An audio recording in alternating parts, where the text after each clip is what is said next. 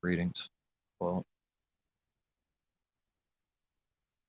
I might read not a whole lot, I don't think, just from Luke 17, where we read one place. I think we read also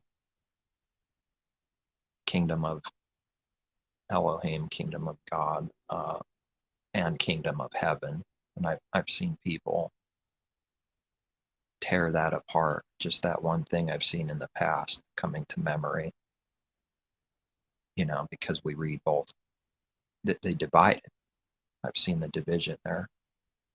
People will divide kingdom of Elohim and kingdom of heaven and say that they're two different things. The kingdom of Elohim is not different than the kingdom of heaven. This is all one. Why can't it just be so that you could say something that's the same meaning and same power, but saying it a little differently? But we read, where is it? In Luke 17, when he asked the Pharisees when the kingdom of Elohim would come, he answered them and said, but when they asked this question, they're thinking carnally, and so were the disciples elsewhere we can read. And then, not to be tricked and think that there is no kingdom to come ever, but that's not the important thing now. It can't be. It's that the kingdom of heaven is within, like we read. The kingdom of Elohim does not come with observation. And this is just physically, observation, seeing. Nor will they say, see here, or see there, for indeed the kingdom of Elohim is within you. And we read something similar elsewhere, Messiah's words. The whole entire kingdom is something that, I see better today. Everything that we read about Jerusalem, Moses, the kingdom, Jerusalem, as it was a kingdom, we could read that. We have the verses that it was a kingdom, that the kingdom would be taken from Jerusalem because it didn't produce fruit. Messiah's words too, that there was an impending judgment on Jerusalem outwardly, like a literal destruction. And then that has to be rightly divided from the judgment within, a spiritual judgment, if you will, for sin. But these things were coming, both. And something was coming that was never before in the same way when the Spirit was poured out.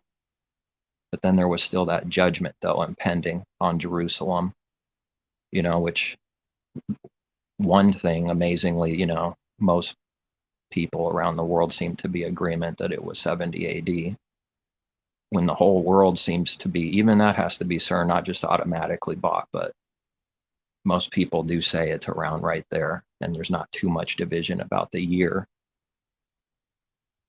And that was a nasty destruction prophecy that finally came on, not just the judgment like before on Jerusalem, like they got divided and, so many judgments that we could read out, but this was a final destruction on natural Jerusalem, natural, and the temple like that. The Father's Spirit was not in the temple, his presence, because it was time now for the first believers and afterwards, since then, that the reality would be the Father dwelling in his people, temples, the body into the temple. Messiah said, destroy this temple and he'll be raised back up 3 days, like we read. And they took that as speaking of the actual temple, the literal temple in Jerusalem, which is amazing because, it's just no discernment.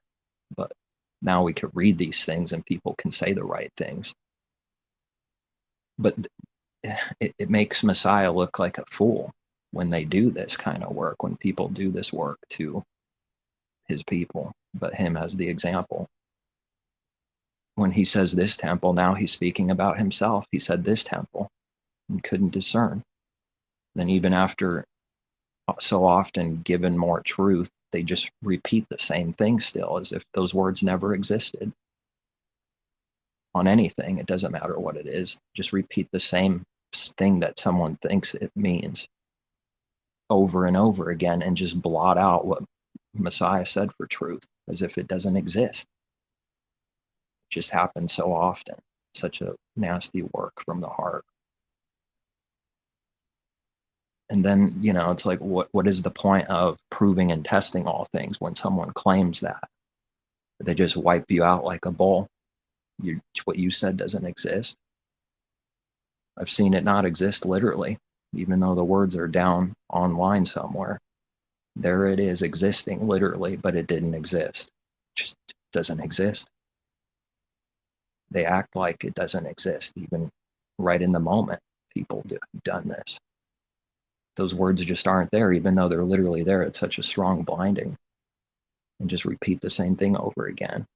And then never staying on one thing, but hopping all over the place, going around asking more, just keep on trying to bury it like that, the truth.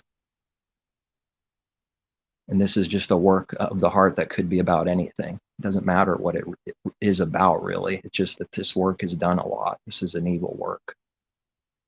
This is a sleight of hand, spiritually, magician's trick to start going fast forward and start pounding away with questions that no person can deal with in 1 minute, and then act like they didn't get answered to.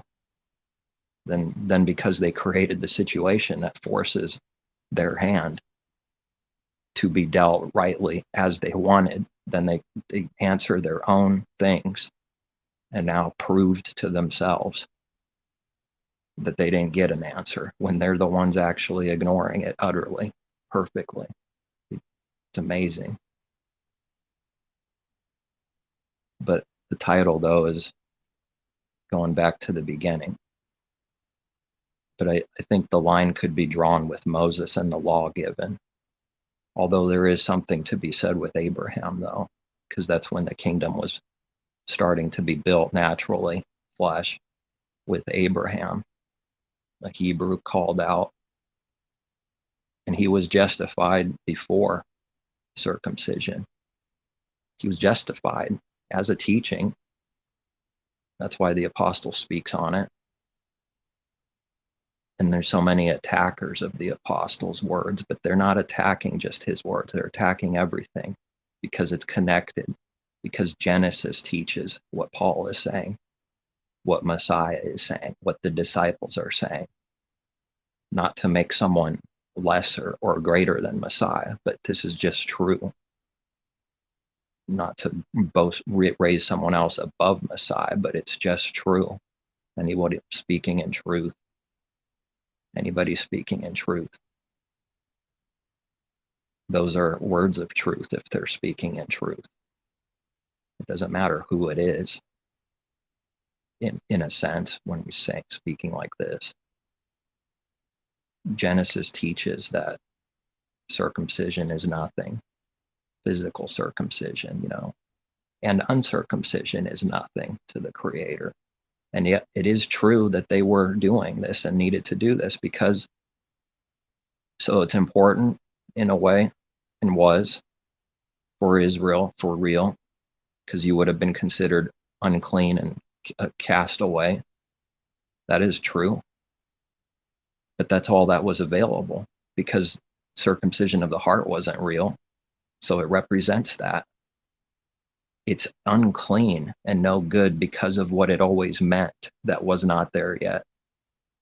And so to be uncircumcised was to be a great abomination, which reveals what man thinks it's important. It reveals the carnal man. The Father does this amazingly, while it teaches something true that's the real heavenly meaning and what it always pointed to at the same time. So we'll have to contradict ourselves with letters all the time, because as soon as you say something and it sounds like something, boom, it's over. Someone attacks it. It says you're contradicting. No, we didn't do what they just said if we spoke in truth. We didn't actually do what they said in the heart, because it's seeing where we're coming from, where we're going, why we're saying what we're saying, and what it means. Didn't actually do that when it's truth. Doesn't mean we don't make mistakes, but that accusation will come a lot. because it is contradicting with the letters. That's the point. Because it makes it sound like, well, what do you mean? It was really important, so you can't say it's nothing, see?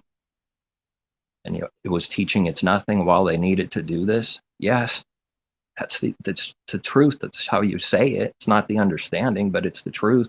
It's how you say it. Uncircumcision is nothing, and circumcision, physical uncircumcision, is nothing also. To not be or to be, both equally one in their importance, which is, once the real comes, it's not important like this, because it never meant that. And so then he's justified before being circumcised. That's telling us a lot. It's telling us the teaching, a type of a belief in Messiah, that it's being taught right there with Abraham.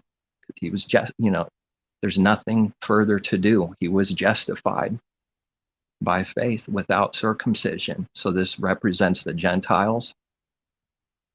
And then circumcised later represents and then further we know, that they had to do this later, not denying that. But it represents both, because then he got circumcised later, after he's justified.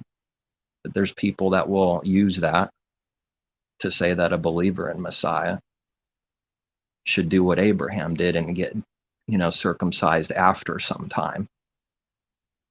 And we're not going to tell anyone what to do, but they better be careful on why they're doing what they're doing. If they're going to do something like that, they better understand what they're doing.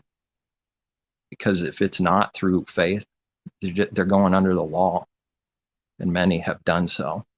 And under the law, there is no favor.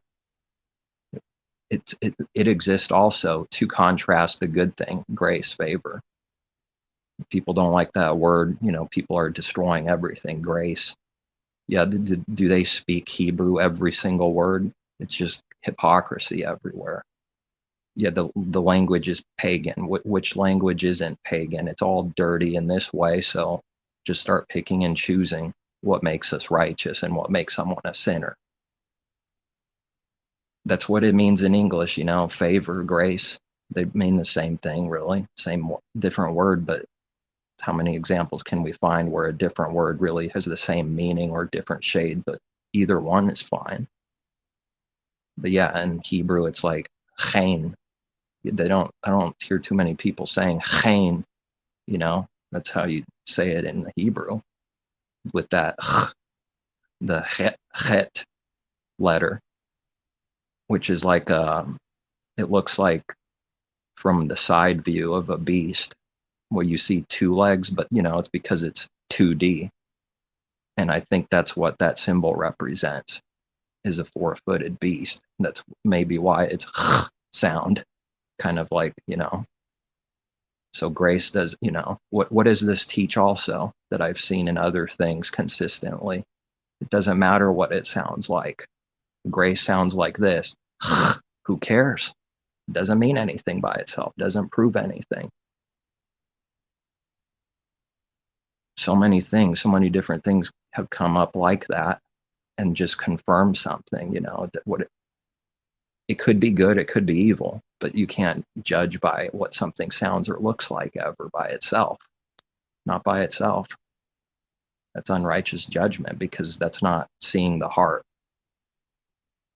It's not touching the heart. It's the clothes on the outside don't touch the inside. Therefore, just by putting on clothes cannot make someone righteous or unrighteous. By itself, it's nothing. Something is only good if it's being done with understanding of what it really means, and it's being done in the heart. Then something outwardly, a literal work, could be good. It could be evil. Both. Could be evil that someone just gave a sandwich to someone because they did it for corrupt, wicked intentions in the heart, to be seen as good and righteous by others. Now that thing, even though it did a good literal work, but for that person, it's sin in heaven. In their heart, it counted for sin if it was done with that intention. It never did the good thing of giving freely. It did it only to find a way to self-gain, raise self up, look good by others. When it's done through that intention, it was not done good at all. Zero. This is what you just can't break through to people. It doesn't matter how good it looks. That is the devil's trick, smiling while it does evil. It doesn't matter how good it looks. That's what people use to bank on the evil they do. They make sure they look good while doing it so as to protect themselves, their soul, and not as it's understood in the church world, soul, but their life, their soul, their who and what they are. It's protecting so that no one can condemn. It thinks it's already condemned in unbelief. If someone's already condemned. The whole world's been condemned from sin and sinners and death. So Messiah, Father didn't send Messiah to condemn the world. If there was no salvation in Messiah at all, not a single soul would have ever been being saved in this life from the beginning to the end. There would be nobody, none. It would be zero. So by his mercy, though, a few every generation, or most, can't say every literally because I don't know where the gaps might be if there were. But the point is, every generation, there's been a few. There's a few since the beginning of creation. There's never been many, and there never will be in this age. It cannot be so. Now who's wanting to do good, knowing that it will never be many? Because there's no way the Father provided to do good with corrupt intentions, which is evil. We know it's not going to get better. So why are we doing what we do? Because this is what's good. That's it. There's no corrupt intentions in it. You can't have that for a believer. I mean, unbelievers, they'll do what they do, but this is for believers. It's not for unbelievers. Unbeliever just doesn't believe. And if it stays like that, they will never believe right now. So it's not for the Messiah. Messiah doesn't pray for the world. He said so. I pray not for the world, because we also read the world cannot see him and cannot know him. He doesn't pray for what cannot be. It's wicked. It's a sin for us if we know. If we didn't know, it's not counted for a sin in the same way. You won't be judged for it as if you did evil. But that's something that people don't like either. Father doesn't whip a 5-year-old that doesn't know how to drive a car, doesn't even know anything about it. That's evil, cruel.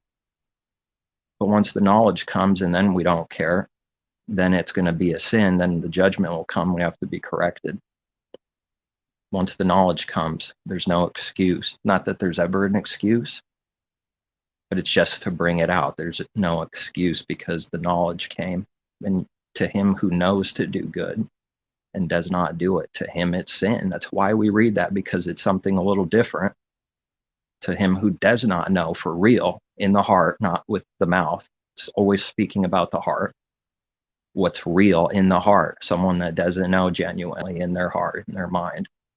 It's not counted for the same thing. The whip isn't coming out for something you don't know. And yet a believer has to grow still has to repent and overcome sin. That's the truth. It's a fine, narrow way and line to not use his favor for a license to sin, as the apostle is going on about this important thing. That's why we have these words with us, because these are important things after Messiah's resurrection. Confirmed through the apostles' writings. That's what the Father chose to do. Now who's going to judge it? It doesn't matter who it would have been. So it could have been someone else. It doesn't matter. Whatever the Father says is true. No one can fight against it. They can only do that in punishment, delusion, and sin. But it doesn't stand in heaven. It doesn't change anything in heaven. It doesn't change the Father's truth. And people talk like that, but man, have I not seen the understanding of those words so often. When you use that, the Father knows my heart. When you use that only to justify sin, they just did sin right there. They just did sin right before everyone's face in the heart, and it counts for sin. They're getting judged and blinded for that sin. No, No mistake about it. Every thought and intention and work is being judged by the Father and Messiah, the two witnesses, at minimum, for every sin. It's established, a judgment. No one can hide it. But something about the kingdom before natural Jerusalem, before Messiah, this 2 and 3 witnesses is a true teaching. And once again, it reveals the wickedness of man while it's something true and good at the same time. When it's done only earthly, through man, of himself, without power, without his spirit in the way it was afterwards, then it becomes evil. They're ready to stone people. It's just exposing who man is. Hardcore. The Father hates religion because of what it is. Not even about the outwardly thing. It's never about that by itself. He hates what religion is. Carnal Jerusalem is religion. Now there's different kinds, but it's all the same in the heart. Self-righteousness, unbelief, not denying self, and acknowledging they cannot keep the law in the heart. They cannot circumcise their heart. No one can of themselves. You would have to die to do that according to the letter. Now, who's ready to do that according to the letter? So many Torah keepers, where they say some good right words, like the commandments didn't go away. That's true. Did they forget, though, that all the people in Jerusalem were Messiah's enemy? And they said that the law didn't go away. They sat in Moses' seat. What does that prove? Nothing. Could be good, it could be evil. In this case, it's mostly evil because it's always been that way. They would have known Messiah's actual name, the true name and pronunciation. And they didn't do away with the law, literally. They didn't have that doctrine. At least the Pharisees didn't. And they were his worst enemies. Severe enmity and hatred, because they want to love the world and the things in it and run their kingdoms.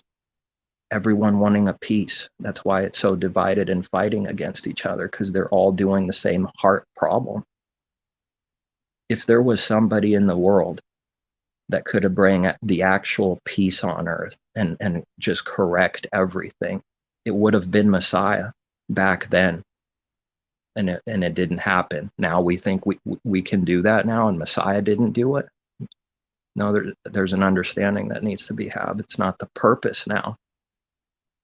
That's exposing the carnal heart to want to do that. It's so bad and big that it goes away from faith completely. I mean, this is not like a little slip up or a different opinion. Those that love the world are the Father's enemies. And what this means, we have to learn constantly what it means to love the world, but this is a heart thing. And it's too easy to do away with things when you say it's about the heart, which many people use to their advantage to say, yep, I spiritually keep this. It's too easy to say. So we're talking about real things, not just saying the words to sound good and justify sin. There is a way to do everything we read, and it's real. These things have to be given. Now it's about the heart inwardly, but before it was just the outwardly. At best, that's what man can be, religious. And it will look like something. It will look like religion. But these things represent something true. But so often if we do the carnal thing, it's a sin. Because it never meant that. It was a guide until Messiah, a tutor. And once Messiah comes and the light comes and the shadow disappears, you don't need the tutor anymore in the same way. We read that. We don't need it anymore like that. It doesn't mean it went away. It's just not being used and understood in the same way as it was. And this is separate from the law going away versus what it's becoming now for believers. Separate things. But if it sounds like you do away with it, then people will judge it so and say, you're doing away with the law, like they accused the apostle of doing. And not just him. They accused the Messiah first of doing away with the law and changing their customs, and he came to destroy the temple and destroy everyone. Are they sure they're not talking about self? Because the natural man is a destroyer. Messiah, and then you have another problem, severe. His Messiah didn't come with the heart to do destruction and hate his enemies. No, on the contrary, doing the Father's will and doing good works from the Father. Like he said, these are the Father's works. Believe the works if you don't believe me. Look at the evidence left behind, he said. And they didn't even believe that, the many. They didn't believe the works either. Signs, miracles, proof. And they still said he's got demons. Because it's threatening their kingdoms. It's threatening the Elohim of this world and his kingdoms. That's why, is it Herod? Kill all the 2-year-old and under? Worried that the prophecy might be true, just in case. Let's go and finish this Messiah off. If he will be a king, he's going to be my enemy. Because he was thinking carnally too, that Messiah, this king, if this prophecy is true, he's going to take over the world and destroy our kingdoms. And that's not what Messiah, that's not even what for believers to do. It's so confused. Oh, that's going to come though. There's a day for that. Why can't focus on that with the heart? Things that are not yet out in the future, no matter if it's, it doesn't matter what time you're in, hundreds of years, 1,000 years, few years away. It's out in the future. It's the same. And these kingdoms will be taken over for real. So we don't do away with that truth. But people hear one thing and say, oh, the kingdom of heaven is within. Are you saying that all these other things aren't going to be true ever? No. Just a constant battle like this. And can't be heard. It's just that if the heart's focusing on that, that's carnal. It can be an enemy of the Creator. It stays like that.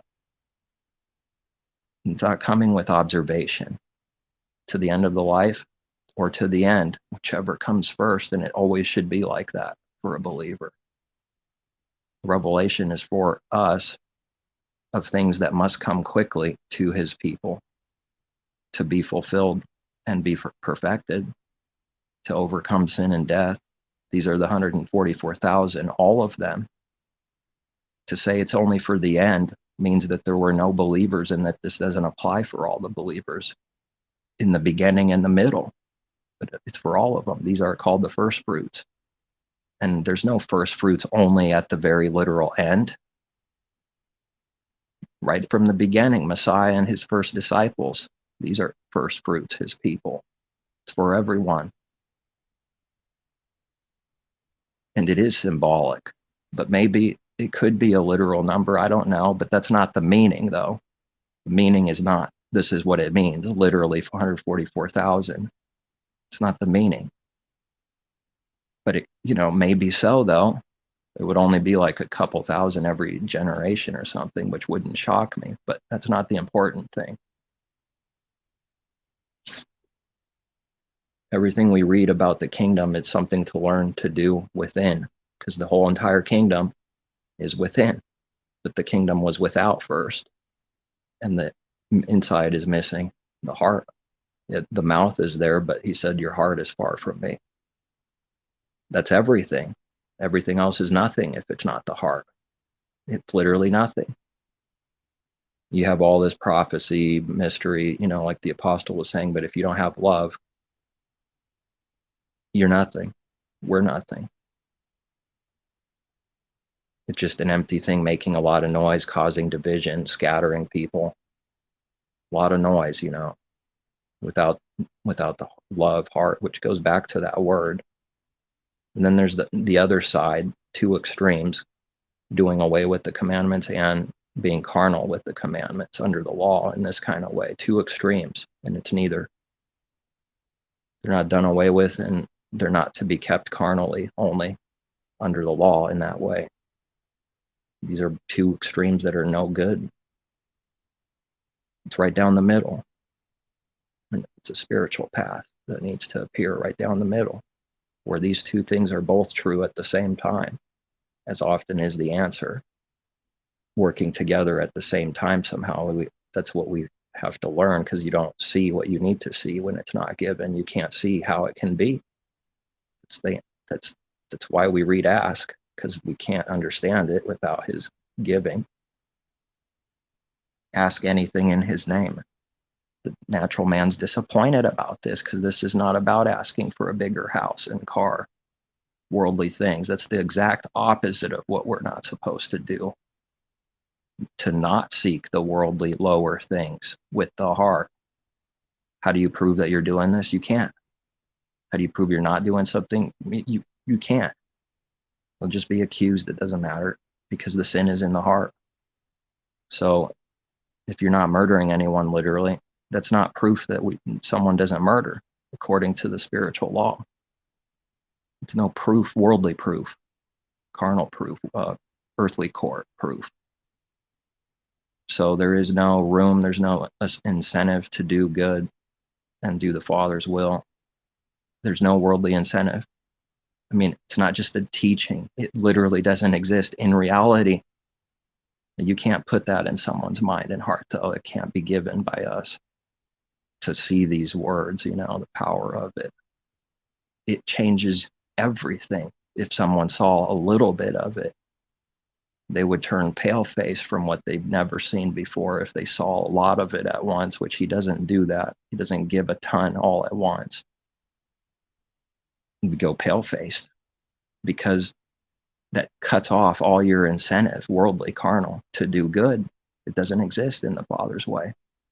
It cannot be so. Its way is perfect. This is how it's perfect. One thing speaking of, not as if it's the only thing, but this is how it's perfect. As the works don't allow for all these sins. It doesn't mean we can't do it, can't sin or something. That's not the point. In his way, though, it's perfect and doesn't allow. The words and teachings line up with the works in reality. You literally won't get praise from men if you do what's right.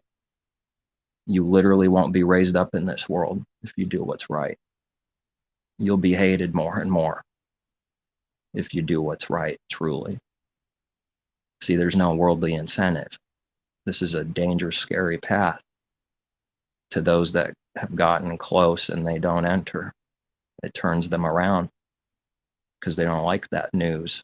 You have to give up everything in the heart. That's a very real thing. How do you prove you're doing it? You can't. Not supposed to. With intention to prove you're doing something. Look at me, look at me. It can't be done. So it won't be believed. Look what Messiah did. King of the Jews, they mocked him constantly. In reality, that's all he ever got. I mean, this is severe because nobody else had the Father's Spirit like Messiah did at that time, which means they're carnal. And even the disciples being led up to believe, and you could say in this way they weren't his enemy, but even they didn't understand still until later. That's why we read when the Spirit comes, he will remind you of all these things. You don't understand right now why I'm washing your feet. You don't understand, period. It's authority. He knows what he's talking about. The natural man does not like this. He does not like being told he doesn't know something in the heart for real. Literally doesn't understand it. It's as literal as it gets, but you will later. You'll see this later and be brought to remembrance.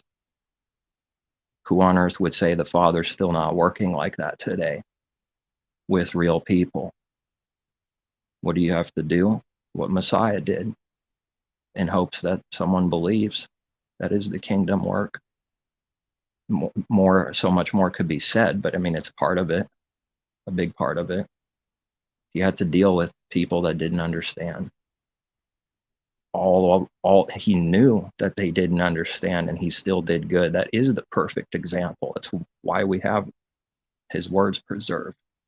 Messiah lived the perfect example of a believing person, man, as who he is still doesn't take away, but he is the example of a believer. Perfect example. It's why we can read what he said. The Father's not playing tricks and games. Well, this was only a perfect example for a few people back then, but after 70 AD, something massively changed with no prophecy, no writings that something would change. And there's a lot of people that already believe that in the heart. and imply that with their teachings. They exist. That's not good. The coming judgment was coming, and those verses have to be understood and rightly divided, that something was coming in this way is something separate from Messiah's coming. They're two different things. They really are. And we read somewhere we wait on him. He's not waiting on us for that day. We wait on him. Revelation is powerful. All his word is powerful. No, wait a little longer so the rest of your brethren are killed in like manner. There's a little bit of a delay. It's seen as a short time because it is, because a believer's life isn't that long, or an unbeliever either. There's not much time to be doing good and having all things fulfilled within someone, his word fulfilled in them. There's not much time. Someone could see what this is in the spirit, they would agree with it, say it's not much time. There's not much time. And yet the Father has to do the works perfectly in us. It's got to be that we just trust in the plan. That's it. Can't create it. Can't force the hand, which is forcing the kingdom. These things are to be seen in spirit, what the heart's doing, forcing, trying to enter and force with violence the kingdom. It's not coming like they want it to come. Always, every generation, it seems. It doesn't seem, it has been. If you can see it, it's false. That's what the Father's taught me. This is highly offensive. It's the only truth I know. If you can see it, it's false. It's something very wrong already. It's not obeying Messiah's word if you can see it. Because he said you will not see it with observation. The truth, all truth, the kingdom, everything we read, you will not see it with observation. It's not coming like that.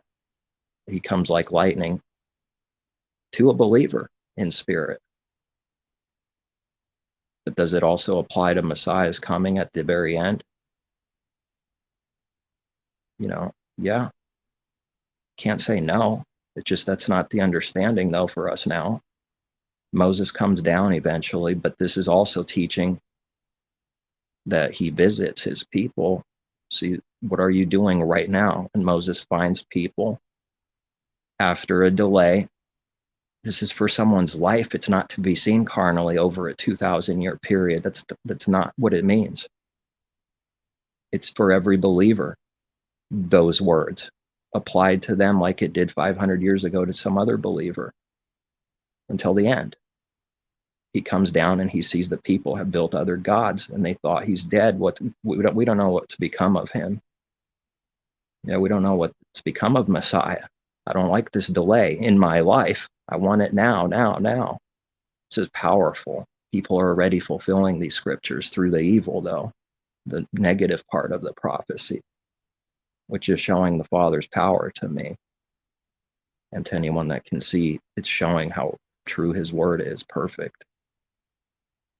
It's showing that the Father is perfect through his word. His word is him. The Messiah, like we read, became his word, as we need to.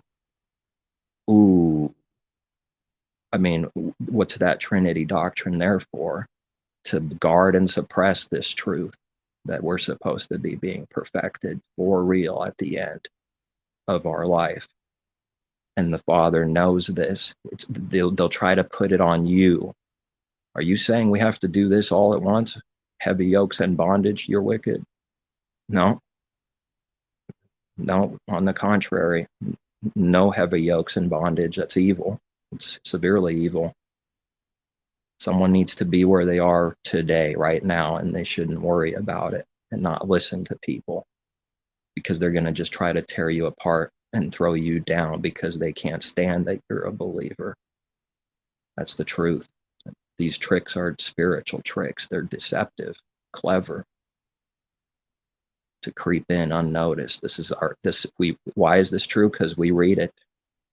Because that's what Judas does. He creeps in unnoticed to hit Messiah's people. Didn't I choose 12 of you and one of you is a devil?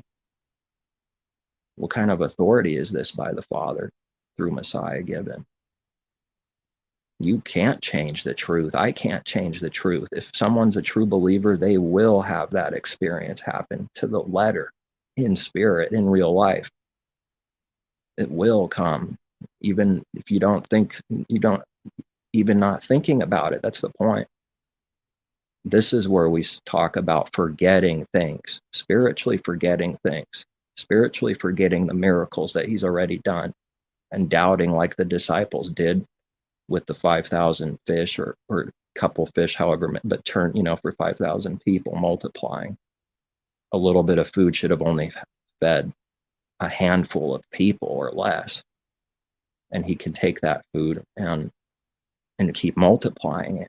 Because if you see the natural picture, if there's somebody, it doesn't matter who it is, that has like, okay, I got 2 fish and some bread, 2 loaves of bread.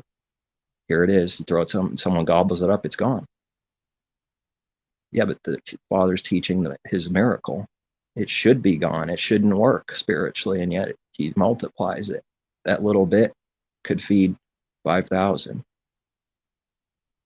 No problem with the Creator. It doesn't do away with literal food. It's just that's not the true meaning for us. It's not the highest heavenly thing, literal food, eating and drinking, getting merry and drunk. And the world celebrates so much, finding something to celebrate constantly. But it's celebrating death and time running out through the evil way in spirit. Time's running out. Take advantage for yourself as much as you can rake in. And back with the Egyptians, even underground, it's still continuing. Take it down to the grave with you. A humbling experience is the only experience with the Creator's things, to crush us, break us down, and give up everything. And the lie is also stupid. Every time. It's also very foolish to take things down with you because it doesn't work. So it's also very foolish. Now, they didn't believe that someone comes into the world naked and they leave naked, empty-handed in this way, carnally. Hopefully not spiritually, but carnally, empty-handed. Nothing. Messiah teaches this with the barns. Oh, I got a lot of worldly satanic blessings. Not that these things are bad by themselves, like food. Oh, that's satanic. That's evil. No, that's not the meaning. The love of those things is what's being spoken of, and wanting those things. Now I need to build more barns because I don't have enough room. I'm collecting so much. So I'll build more barns. And in the parable, the father says, Messiah is teaching the parable, saying, fool, tonight I'm going to require your life. And you had no clue. I'm adding some words about what the truth is on this. And you had no clue that it was coming at all. Boom. Caught like a thief in the night. When? Now. Now what?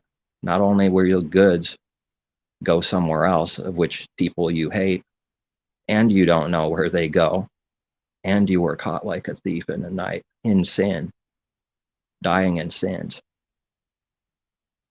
What should someone expect now after that? A frightful, fearful day. That's what they can expect. Anybody that doesn't overcome sin and death and believe. Not cheap words, but doing what believe means. Now, if they were alive secretly, how come they don't know to who it goes to? How come we read this elsewhere in Scripture?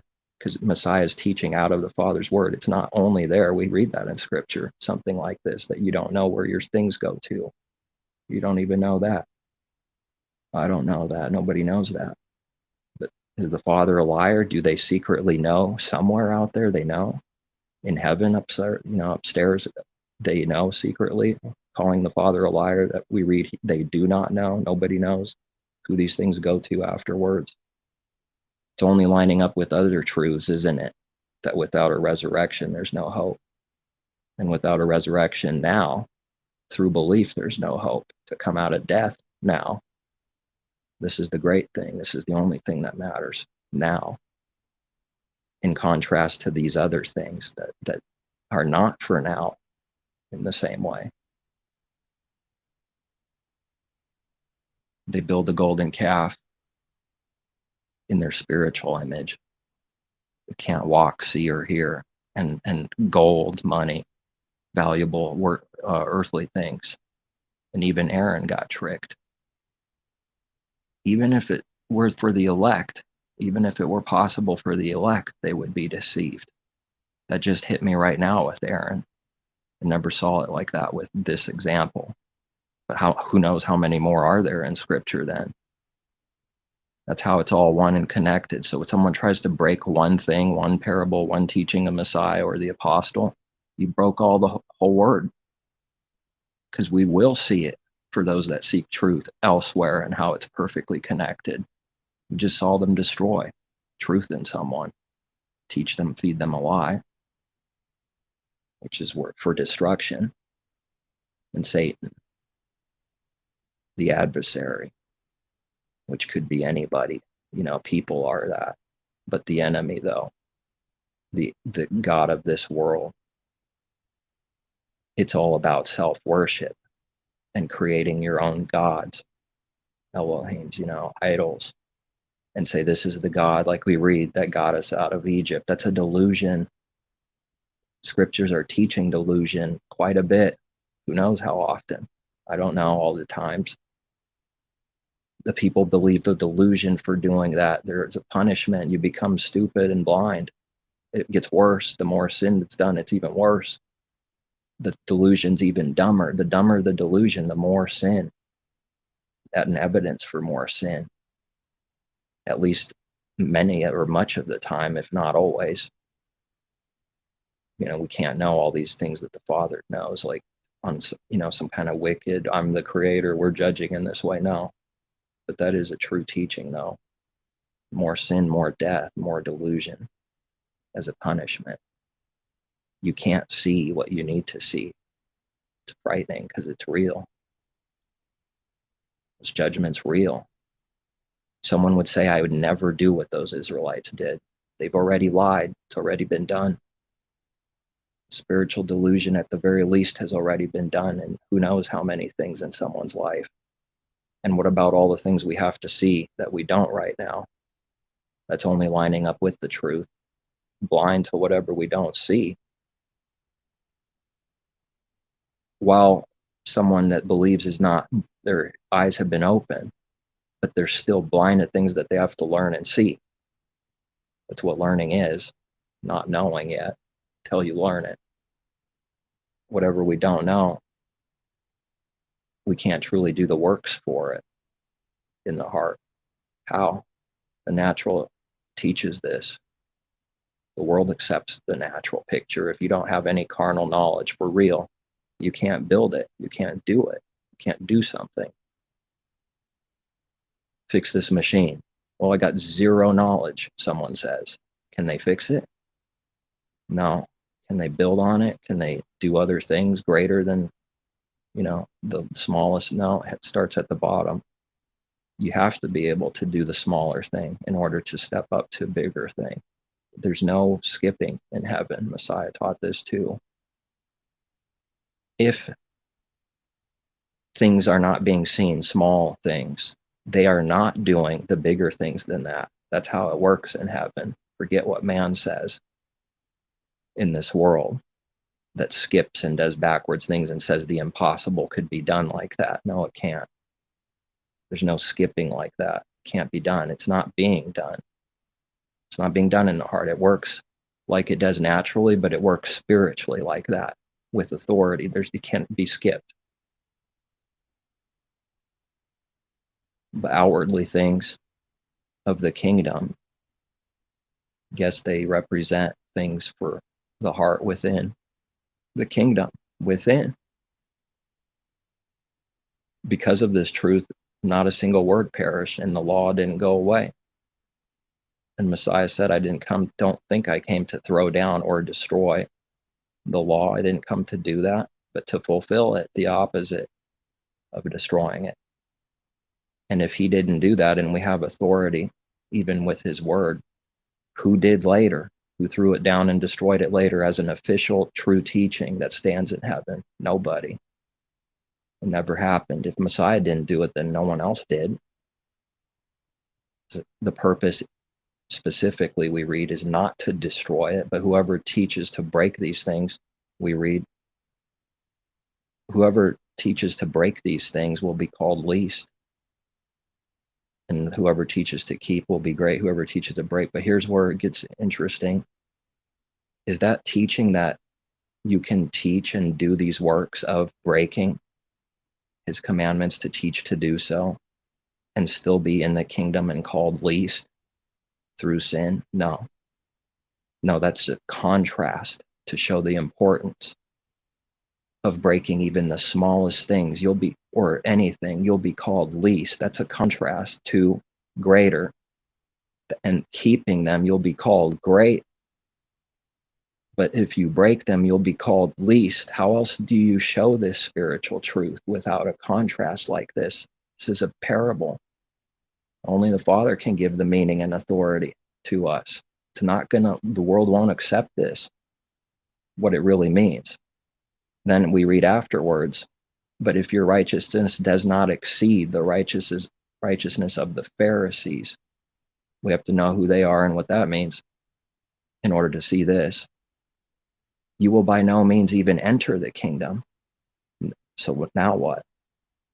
Those that continue to teach and do with the heart to break the least of things, they don't even enter. But it sounded like Messiah just said they do, though, and will be called least, which means you entered. No, someone that does that with the heart continually and never changes to break the commandments they're not in the kingdom. They're not entering now, starting now, because their righteousness has to exceed the righteousness of the Pharisees. Now, is this teaching self-righteousness of our own power? No, he's not teaching that. It's just true. The righteousness has to exceed, because there is no righteousness in the Pharisees. None. Not me, not anyone else either. Of self, there's no righteous, not even one. We have no righteousness in ourselves. So those that don't actually have the Father's righteousness at all, as soon as they do through belief, they have already exceeded the Pharisees, because they don't believe. They're unbelievers. The Pharisees, as an example, the religious leaders don't believe. They're not of the Father. They have no righteousness now in heaven. It's not counted for righteous self-righteousness. Man's wisdom is stupid. He has no righteousness of himself. So then why do we read those who teach to break things will be called least? Because of that contrast, to show that it's very important to do away with it and teach to break it. And even that can't be seen carnally, though. The law can't be seen carnally. Always the heavenly meaning and teaching to break even the least of things we read in it.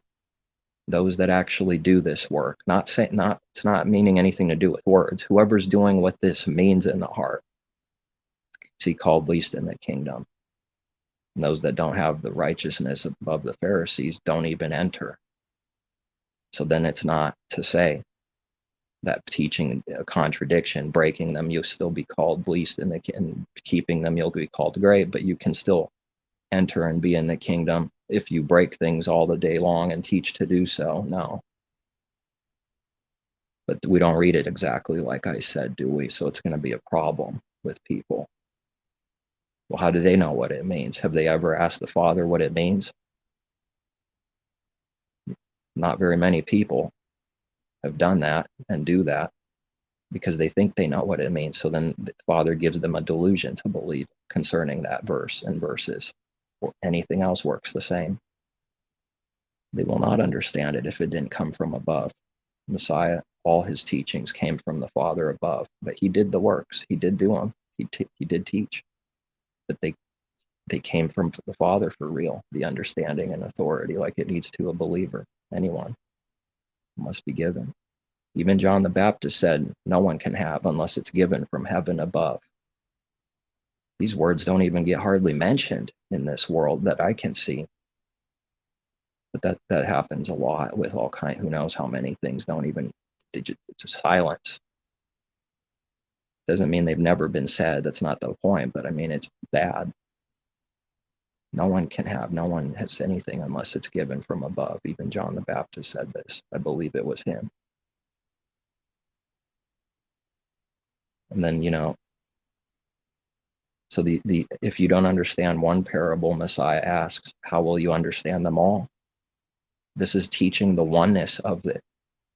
It's teaching the oneness of it. And also, whatever we need to learn, it's going to be connected to everything else. It just needs to be growing and get built up. So if you you have zero understanding for real in the heart, zero understanding of none.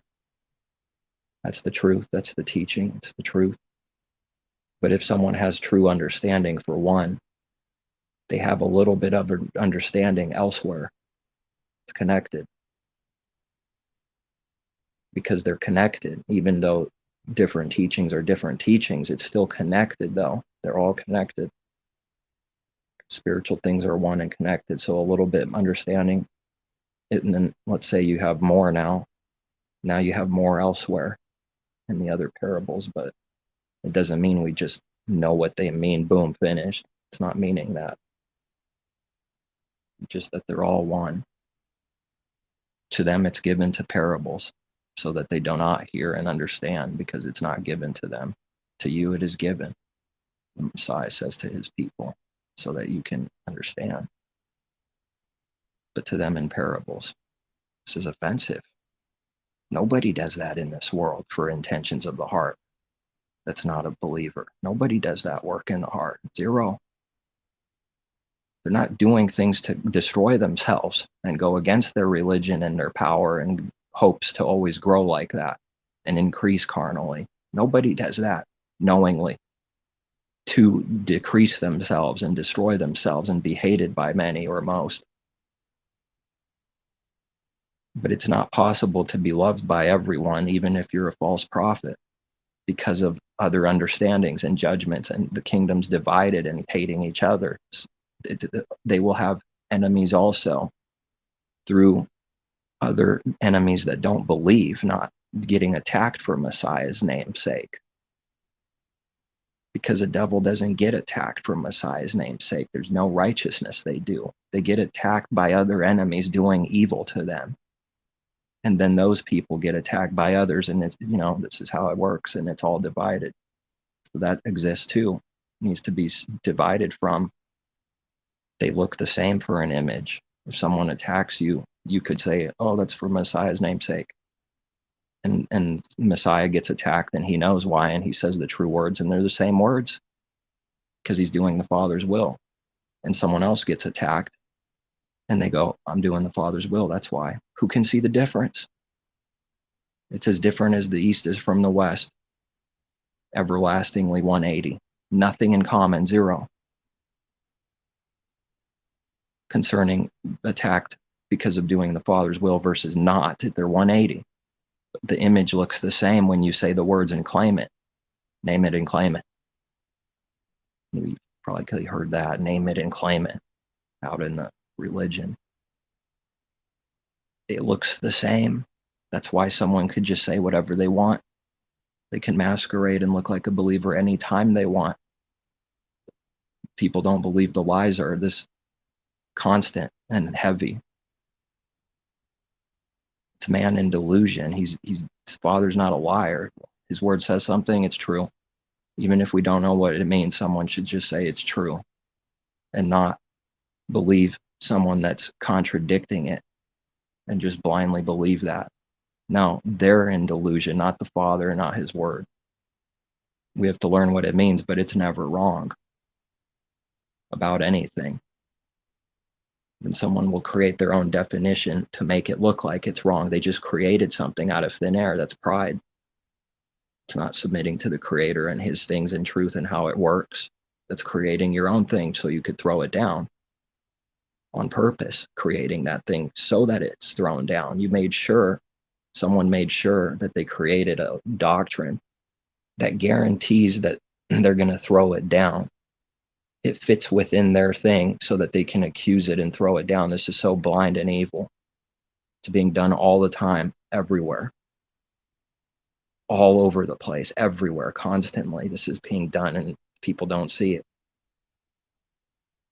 If they were to be told they just did that, everyone would rage because we just spoke of actual truth that the devil cannot hear. When a false prophet speaks, it doesn't speak in truth out of the Father's Spirit. It reveals nothing and exposes nothing. The only way for darkness to look like it exposes lies is to destroy someone and slam them in this way and do evil to them and strip their robe off and point the finger and laugh in mockery. Ha ha ha, you're naked. We exposed your sins. That's the only way it can look like a believer concerning this one thing, exposing darkness and sin, which light does without any partiality or any evil. It's just light. That's it. It just does that. It's the truth. Now the way the enemy has to masquerade and create a similar, identical image, outwardly image in people's mind, is to expose someone by attacking them with evil, and people then believe the image, and they just did wickedness. But no, the world won't believe that. They'll worship the image of the beast every time. If it's next to truth, it'll always worship the image over truth. If the truth is next to a bunch of darkness, all darkness will group up for the purpose of their good, which is actually evil, to destroy that light, and then they can continue fighting each other and being divided. They will do that every time without fail. Yes, it will, as long as there's a light in the world somewhere and two things get brought up, the light will never be believed, ever, at any time, about real things, not carnal things, about his word. Never. He cannot be believed in the heart of people, not with the lips, because someone goes, I believe. No, never speaking of that unless like we say so. Their heart and their mind cannot believe the truth. When the truth is standing next to the lie, it will defend the image of the beast and lie that someone created to accuse, to make themselves look good, make a believer look false. That's what will be believed next to the light every time with no failure. How does someone in darkness try to prove this as a lie and his word a lie? Say it with the mouth. Say it. Yeah, I believe. You're wrong. They still didn't do what we said in the heart. They can't. They only said that just to try to prove you wrong and prove themselves right. That was their intention. They don't actually see or believe the words that were just said. They didn't do that in the heart. Even after creating an image that makes it look like they did, they still didn't do it. They never did it. You can't do good. It's like a little kid that says sorry just to say he can say sorry after someone tells him you can't say sorry. And we're talking about the heart as an example. And then they go, sorry, and spit on you and say, I just did. Just did. You just watched me. No, they didn't. They still didn't do it. They didn't do it in heaven at all. That heart did not do what those words are, say sorry. It's just an example I'm using. It works like this with anything. Their heart did not repent and do what repentance and sorry means at all, zero. When it does that, it proves it didn't do the real thing every time. But what will be believed if there's a crowd around? The image of the beast that the person projected and said, see, I did say sorry. That will be believed over truth every time when it's next to darkness. Now, when we're only talking about darkness in a crowd with no light around, this is different. Doesn't apply the same way because there's no light in the crowd. You can't apply it the same way at all. It doesn't work the same way without a light. Now the light's gone. The other truth was based on there being a light next to darkness. When there's no light, it doesn't work the same. It's different things now, different understanding, and darkness attacks itself. But this is different. Now when there's no light, it will look like what we just said is a lie. It only looks like that. It's not real. It's because there's no light around. So now it can look like what we said is a lie because it doesn't apply in the same way now. Will they believe that? No, they won't believe that either. Can't.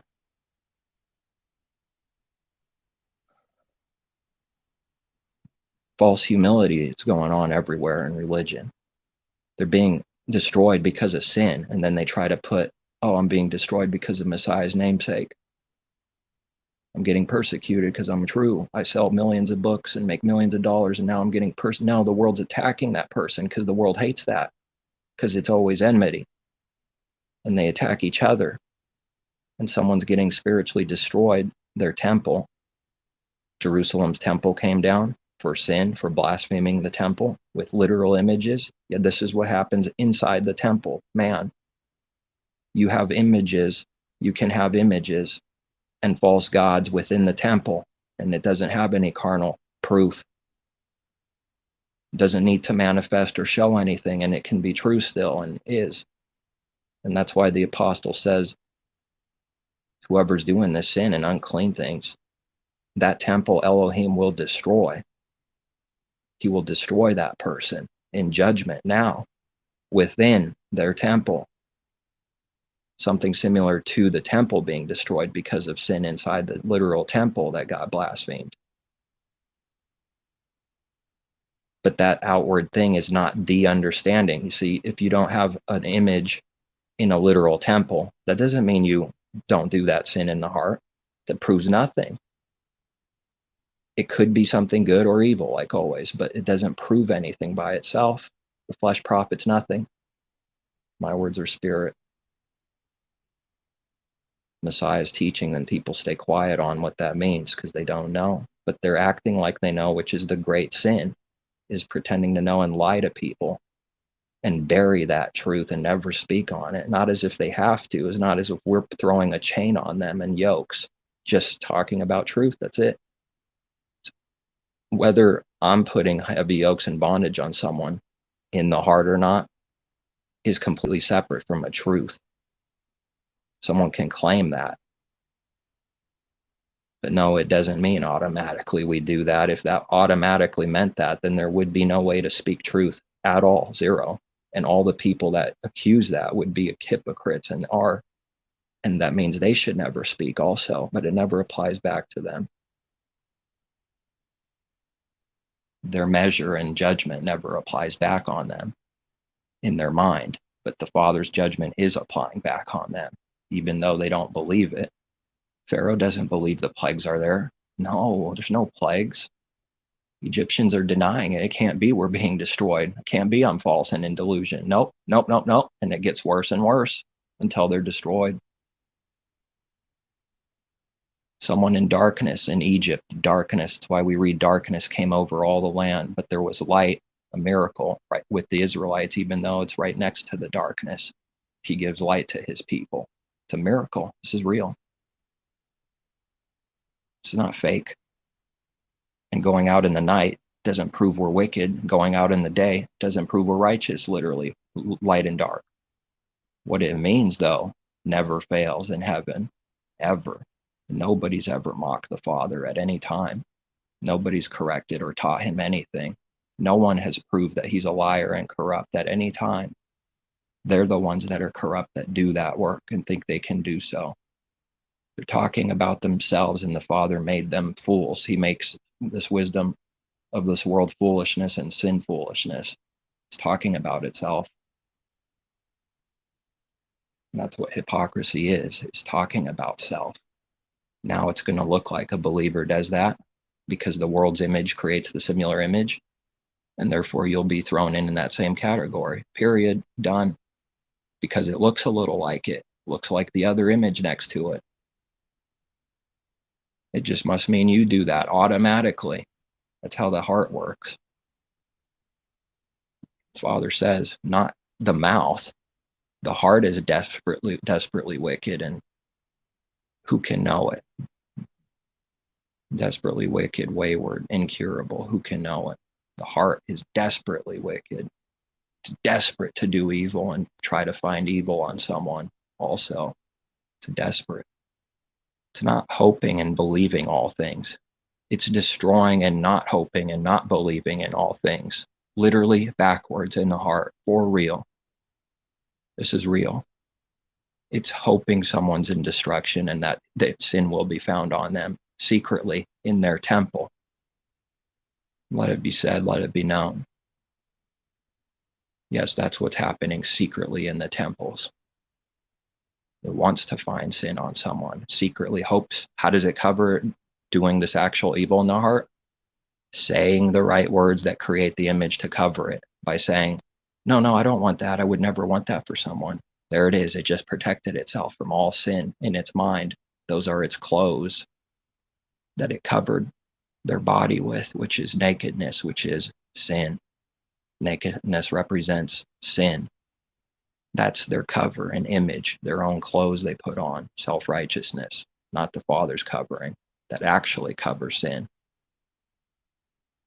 He doesn't see it through an understanding.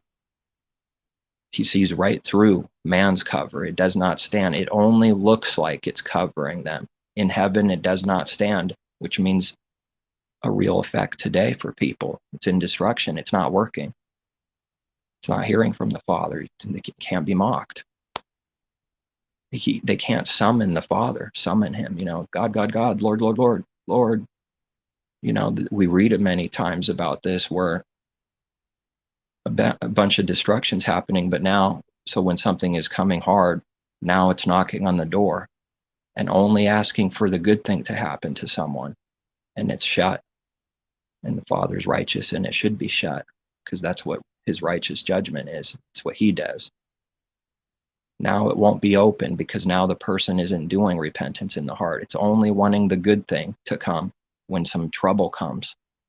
It wants the good to happen for doing evil with zero repentance in the heart. It wants the good to come. Have they ever read that the way to the tree of life is guarded with the spinning sword flashing? You can't do that. We can't do that. You have to go through that way and die. You have to go through his word and die and be cut up, foreseeing the death that Messiah would die to actually forgive sins, of which never was the same way before that. The bulls and lambs never forgave spiritually. It never healed them. It never made them what they need to be. It never cleansed their actual conscience, like the apostle said. It only did the natural type of the true, save you from like literal death and being thrown out of Jerusalem, out of the kingdom, a punishment. Now, because of the light that's come since a Messiah, nothing that's dirty and filthy can be inside. Now it can be perfect. Before it wasn't so like that, because the earthly thing teaching the true, there was still many people in Jerusalem, because of the Father's patience, long suffering being shown also. Years and years and years, decades or hundreds of years before a judgment comes and moves them out of the land. But they were all unbelieving, not old covenant saints, but, unbelieving back then, the many called. They should have been driven out, but they weren't. So there was something lacking. Now, because of what happened and the truth, the light, he thoroughly cleanses the flesh threshing floor. And there is nothing that's filthy that's in Jerusalem now. Zero. It cannot be so. And the many called are outside of Jerusalem if they're not repenting.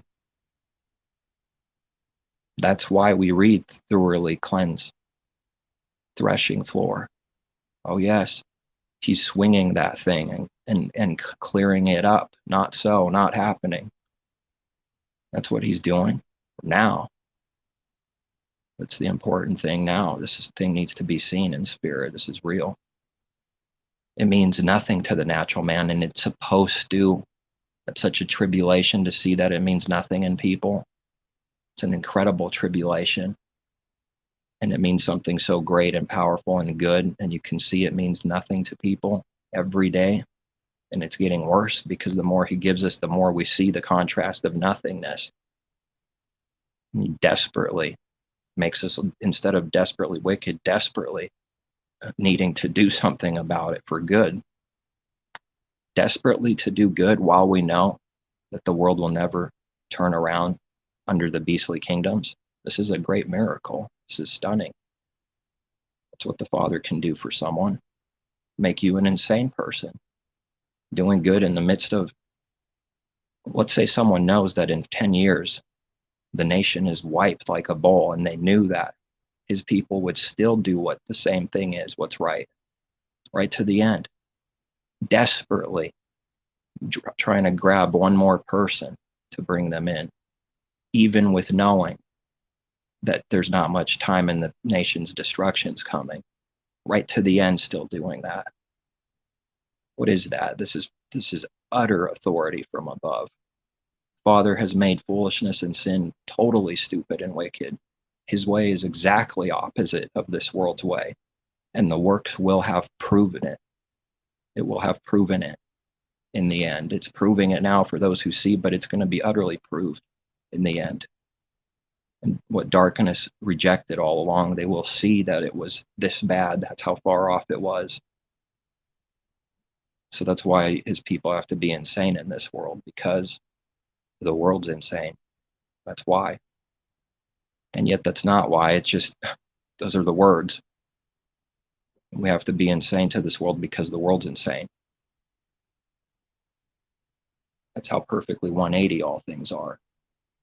The kingdoms of this world and kingdom of heaven above, the city above, the Jerusalem that's free like a bird above, not restricted to your own sin, to your own chains, to your own death, to the worship of your image, and needing to conform to what people think and look about you all the time, and in slavery to do so many things because of worshiping self's image, and cowardly and afraid to do anything else and can't be done. This is the freedom. This is not freedom from the law. It's freedom to break his commandments. There's no such teaching. This is a real freedom that can only be appreciated and seen and expressed in someone that's a believer, and no one will see it. The world won't see it. They won't believe you. You're free, needing to be more free every day.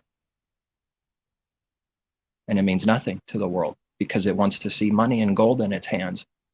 That's what free is. It wants to see more worldly things, so the Father gives it to people, and look at them.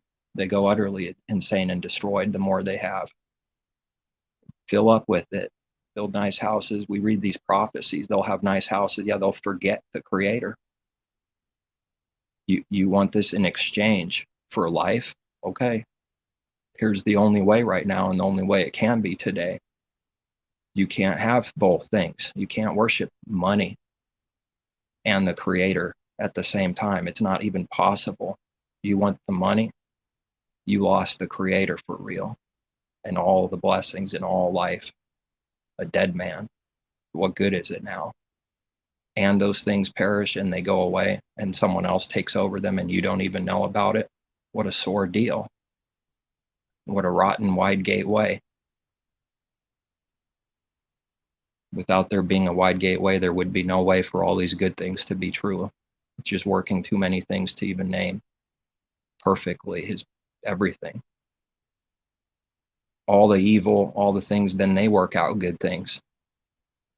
Oh, animal sacrifice. Well, this is not ideal, taking life, but the Father showed he can make it work out something amazing through that curse, which is for sin. Then there's a curse, a punishment, and then through that punishment, he can use something good, sacrifice, to be covered and have life, and use that still for some kind of good now through the curse and evil. For everything, he's working like that.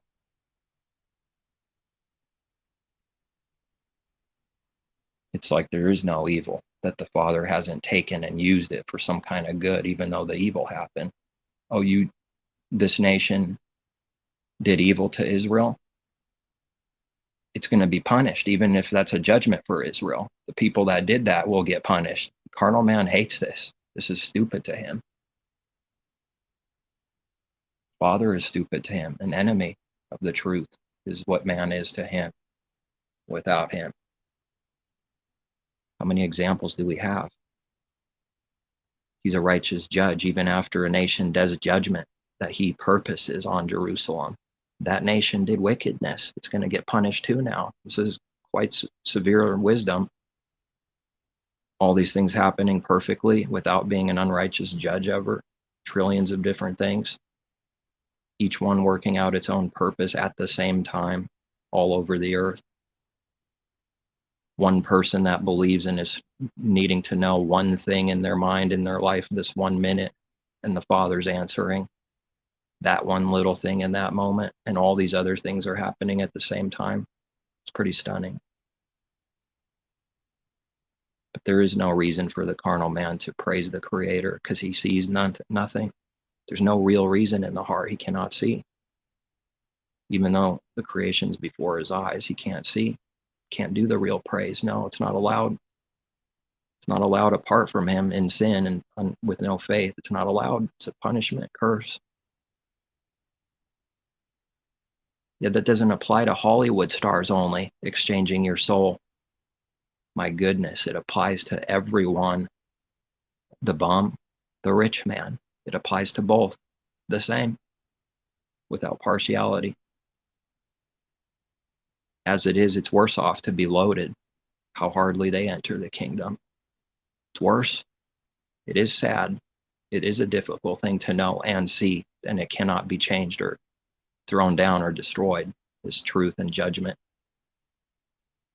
It's better off they're poor. There's a better chance, if we use the word chance now, to bring something out, that someone that isn't loaded, that they will enter the kingdom before he's rich.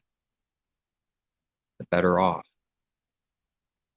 And if someone's going to die in their sins, it's better to die with less sin. It's going to be better, in contrast to heavy sin, heavy false prophets that have deceived millions.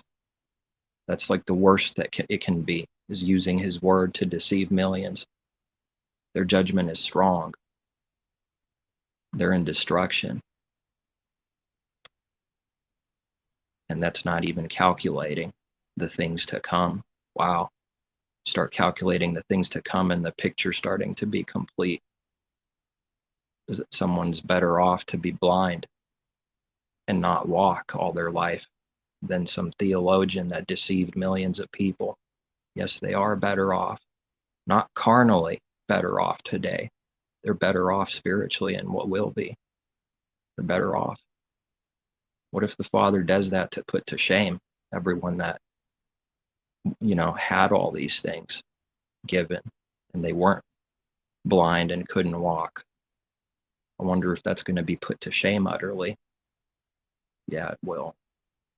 They're going to be better off, but the natural man doesn't see how they're better off now. That's foolishness to him. It's foolishness to him. It's strong, man. Nobody should want to be some church world leader in religion. That is like the worst path that it can be, pretty much.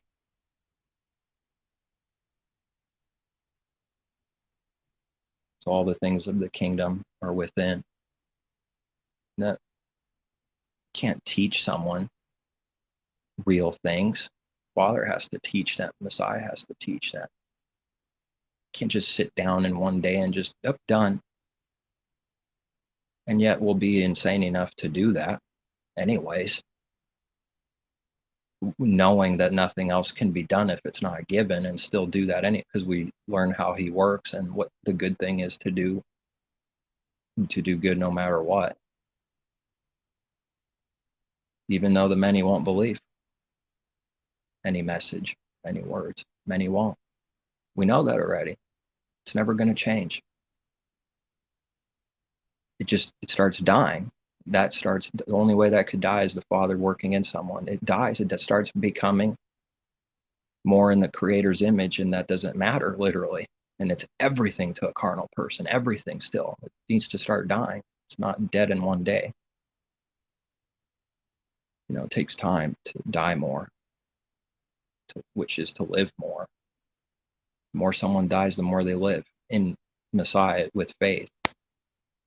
The more someone dies apart from faith, the more death they're in, the more destroyed they are inside.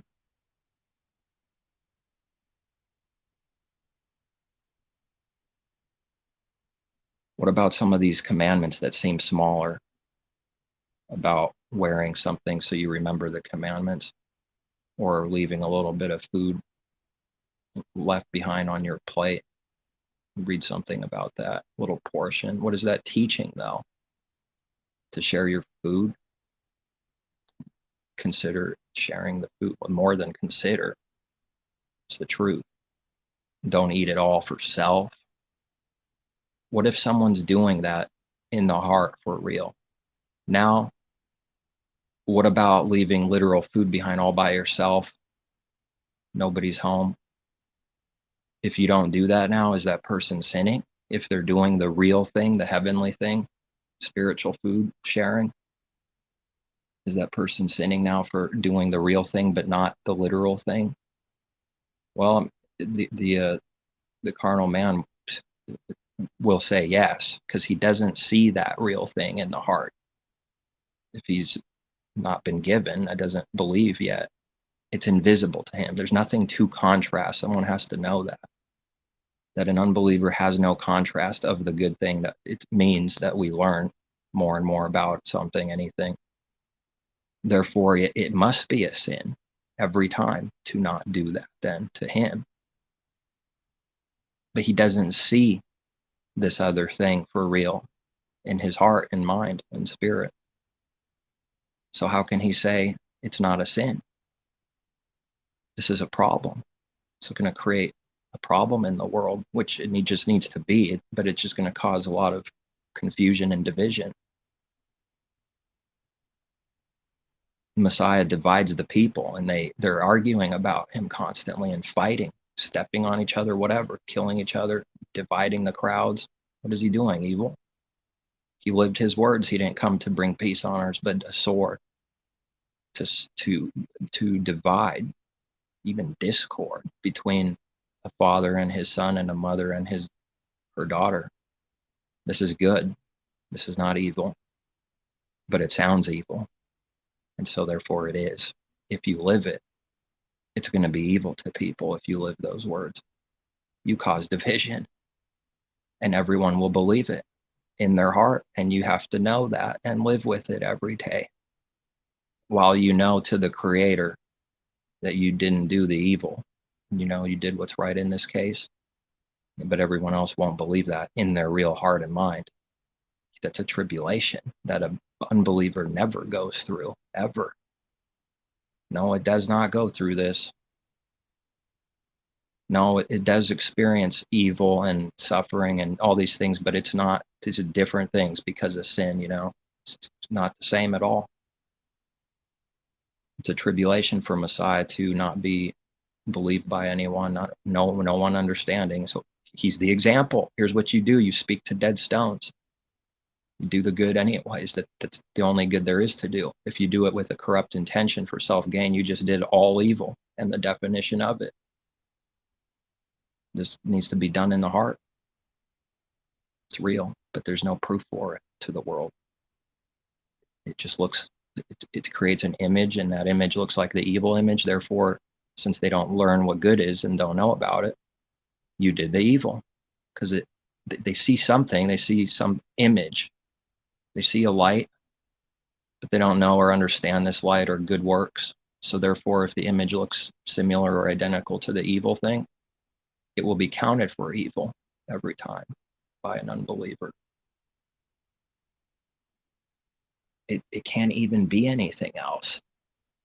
It's literally perfect. It can't be anything else. It's powerful. What if someone finds out these things are true? What would that prove to them? How could something like that be true consistently, everywhere, no matter what time? Always, never failing. What is that? It's utter proof. The Creator's power and truth exists. That is the proof for believers, the proof that the world never sees as long as it's in unbelief. Cursed are those that are lifted up by man, loved and included. Because I just said the opposite of Messiah's teaching. The opposite is true spiritually. That's legit in heaven. Yes, we can do that when it's seen clearly that you can. But the truth is, blessed are those that are reviled and excluded and spitefully used for his name's sake, used like a whore. Just use you. You have to do good to them? Oh, no way. No, no, no, no. Says the natural man, no, can't do good to those that do those real works in the heart. That's what Messiah did. Did good to them, gave them truth anyways, and did good. You just used him. Used and abused him. They just like the light. They enjoy the light for a time. Then they have to be separated if they don't believe. Can't be like that for very long. Because that light's going to start burning someone up. Just a matter of time. And they must go away. And they cannot break these words. They will do it, even if they're listening and hear these words. Anybody speaking them in truth, they will still do this thing, even after being told how it works. They'll still do it. They'll still say the same things that we read that the Pharisees say. It's a serious power the Father has. It's just prophecy. Do it anyways. Even if they're told and explained how it works, they'll do it. If they don't believe to you, they'll still do it. And say they didn't do any evil. That's it.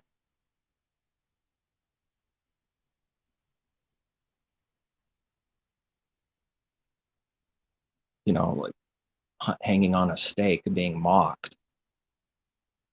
And he knows nobody sees. And he has to love his enemies. For real, in the heart. And he did it by the Father's power. But he did do it. That is an insane tribulation in contrast to who man is first. It's insane. He would never do such a thing of himself, natural man. Never choose the narrow gate if he knew what it really meant. Even if he knew 5% of what it meant, he would never choose it.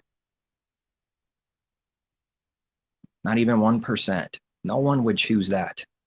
No one. No one did. No one did. No one will. It's not the person that runs and wills like we read. It's the one working in us, that the one who calls. It goes back to the Creator. Messiah says, don't get confused. It's like he's telling them, for a truth for us, don't get confused. You did not choose me, I chose you to produce good fruit. Right to their face. That's to our face for any believer today. Now, if someone's not a believer, it's not for them. He didn't speak to an unbeliever. That will never be for an unbeliever now in this age because they don't believe. Speaking to believers right there. That's a teaching and understanding. He speaks to his disciples, that's speaking to his people, not unbelievers. He tells them in private what the parables mean, plainly, but not the other people, only in parables. Well, that's a sin to people in this world to do that. It's like sin or something.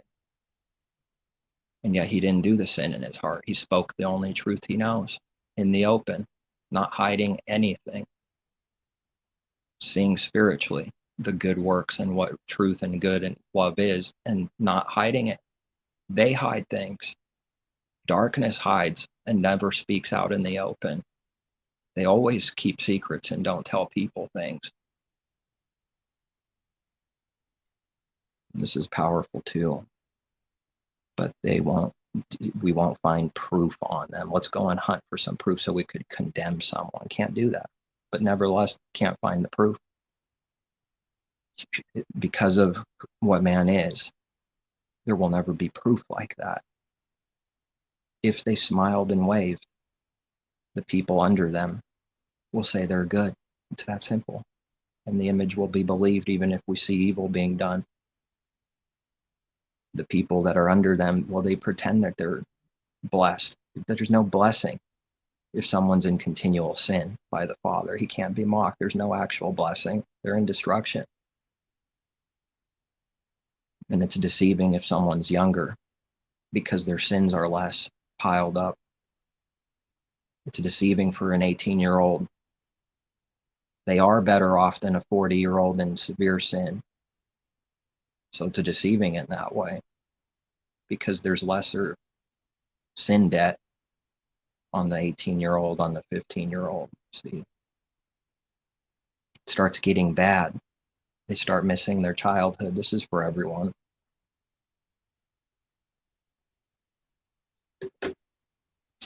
What it thought would never happen to it starts happening to everyone. They start dying. Messiah says, whoever believes in him, though you can live, going in the other direction. Whoever believes in him will never die. That's a pretty severe, great promise. Of course, believing in him doesn't mean I say it, I believe. When we read about believing in him, calling on his name, this is not an understanding with just saying the literal words with the mouth. It never means that. It means what it means for the heart to do and say those words in the heart. It's not fake, it's real.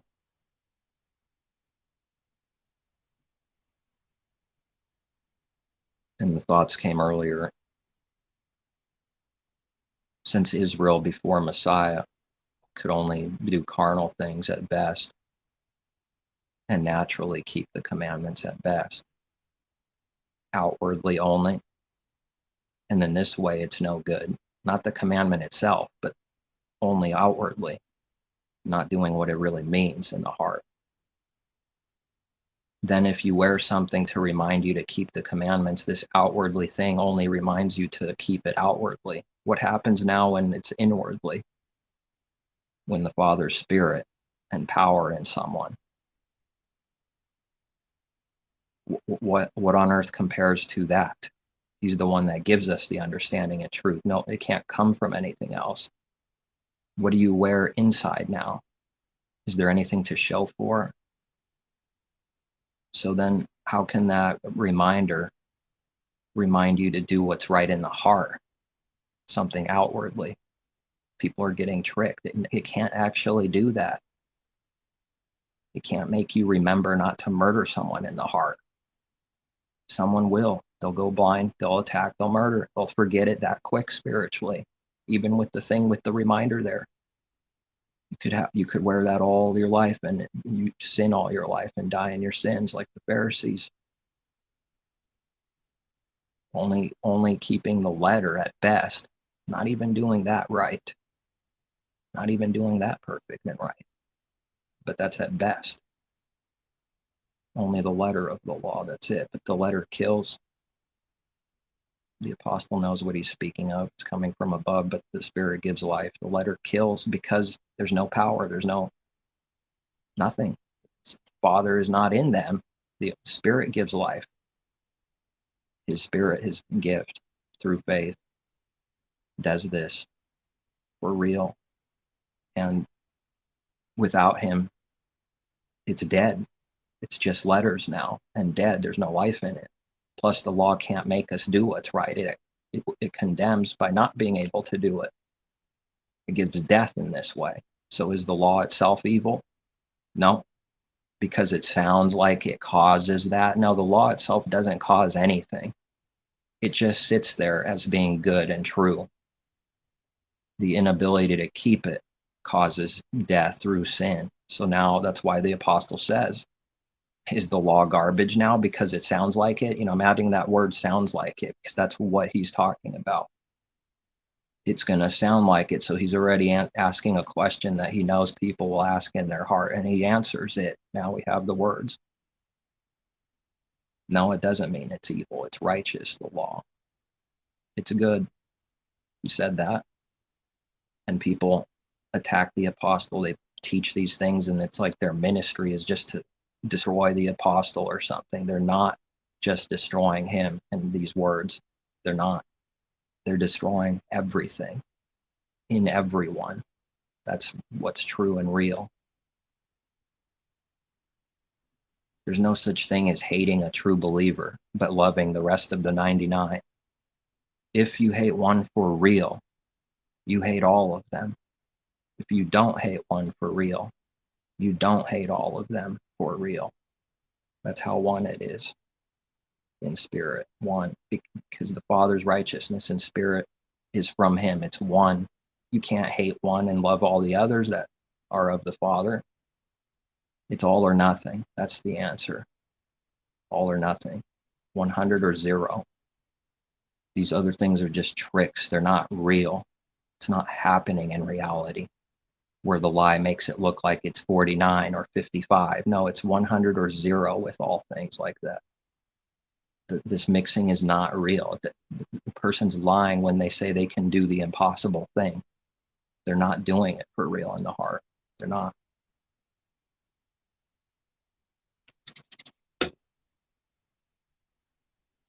The outwardly things, as I believe in seeing and constantly learning, they're representing and meaning things for within.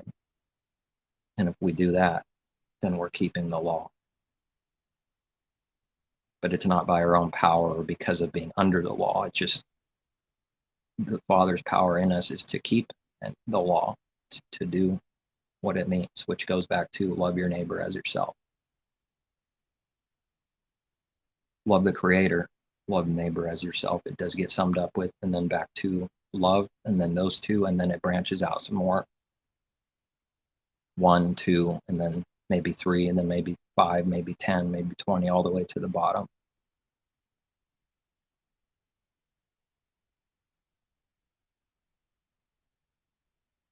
Just not understood the carnal way, the Torah carnal thing going on in this world, of which I see much of. It's not understood like that at all. It's not how it was ever meant to be. Messiah lived what it always meant to be. That's the authority. The Father never actually required of our own selves with the heart to keep it, and you must do it perfectly. That's insane. There's no reality to that. Being under the law as it was exposes man as wanting that and sin and breaking it constantly. It makes them even more of a sinner. It backfires and shows the opposite is true. From the good from the evil, a contrast. It just makes it worse. Better to not be having anything to do with the commandments in the Bible or anything. Just be a Gentile sinner. Because those under the law, it's worse. Because it's a greater thing to claim and do. Now you must do it. There's an understanding when we read that. It sounds like the apostles saying don't keep it because a man shall live by them. You got to do it now. Please don't get circumcised, and what circumcision means, going under the law. Please don't do that because a person has to live by them, and if you don't, you're cursed and it's death and it doesn't go away. This death doesn't go away. There's no forgiveness like in this way, because that's why the Father did all this through Messiah, to show this. And now there's forgiveness, and not to be under it, expecting us to do it perfectly and keep it of our own power in one day. It's all wrong. He's not expecting us to keep it at all of ourselves. That's contradicting resting from your works and denying yourself. It's contradicting that. So did the Father ever require that with his heart as an understanding? No, I don't see that at all. Even though the similar thing looks like that might have been true, no. Just because it looks like it doesn't matter. It was this way to prove a bunch of things. It didn't work. 1,500 years of it didn't give life and righteousness at all. It only did the natural understanding at best. And the animal sacrifice did what it would do in the future, but naturally, not spiritually, not for real, not in spirit, not your real conscience. They never got cleansed from real sins. This is so backwards from what the world is doing and what religion already believes. It's powerful. Makes what the Father look wicked or something, because nobody had forgiveness of real sins before, when we're talking about real things now, until Messiah. Yeah, that's why that was such good news. it feels like you're in a hole with what the Father's given, and looking at what the world does, all 180 with the heart, and you're going, whoa. So maybe this is why it's like that too, to give us incentive to do good. But it's like seeing this lie and destruction everywhere, and there's nothing you could do about it. And we're not supposed to conquer the world like that in a carnal way. It's like, wow, the world's just missing out on everything that's true and good life. This is insane. And yet it has to be insane like this. That was very good news, is very good news, belief. Didn't even understand this myself at all for a long time. What kind of tribulation is that? You don't even know while he's already accepted you, already teaching in spirit without even realizing. And then a few years later, you start learning these real things.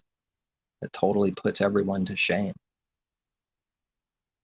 and proves we didn't do it, proves that they were not standing of themselves. It's just because the Father did it, though. And then we start seeing better. The more someone grows, the more they see that the Father did it, because a baby can't take care of itself. 1-year-old can't take care of itself. Someone else is doing it, helping along. But the Father's right there.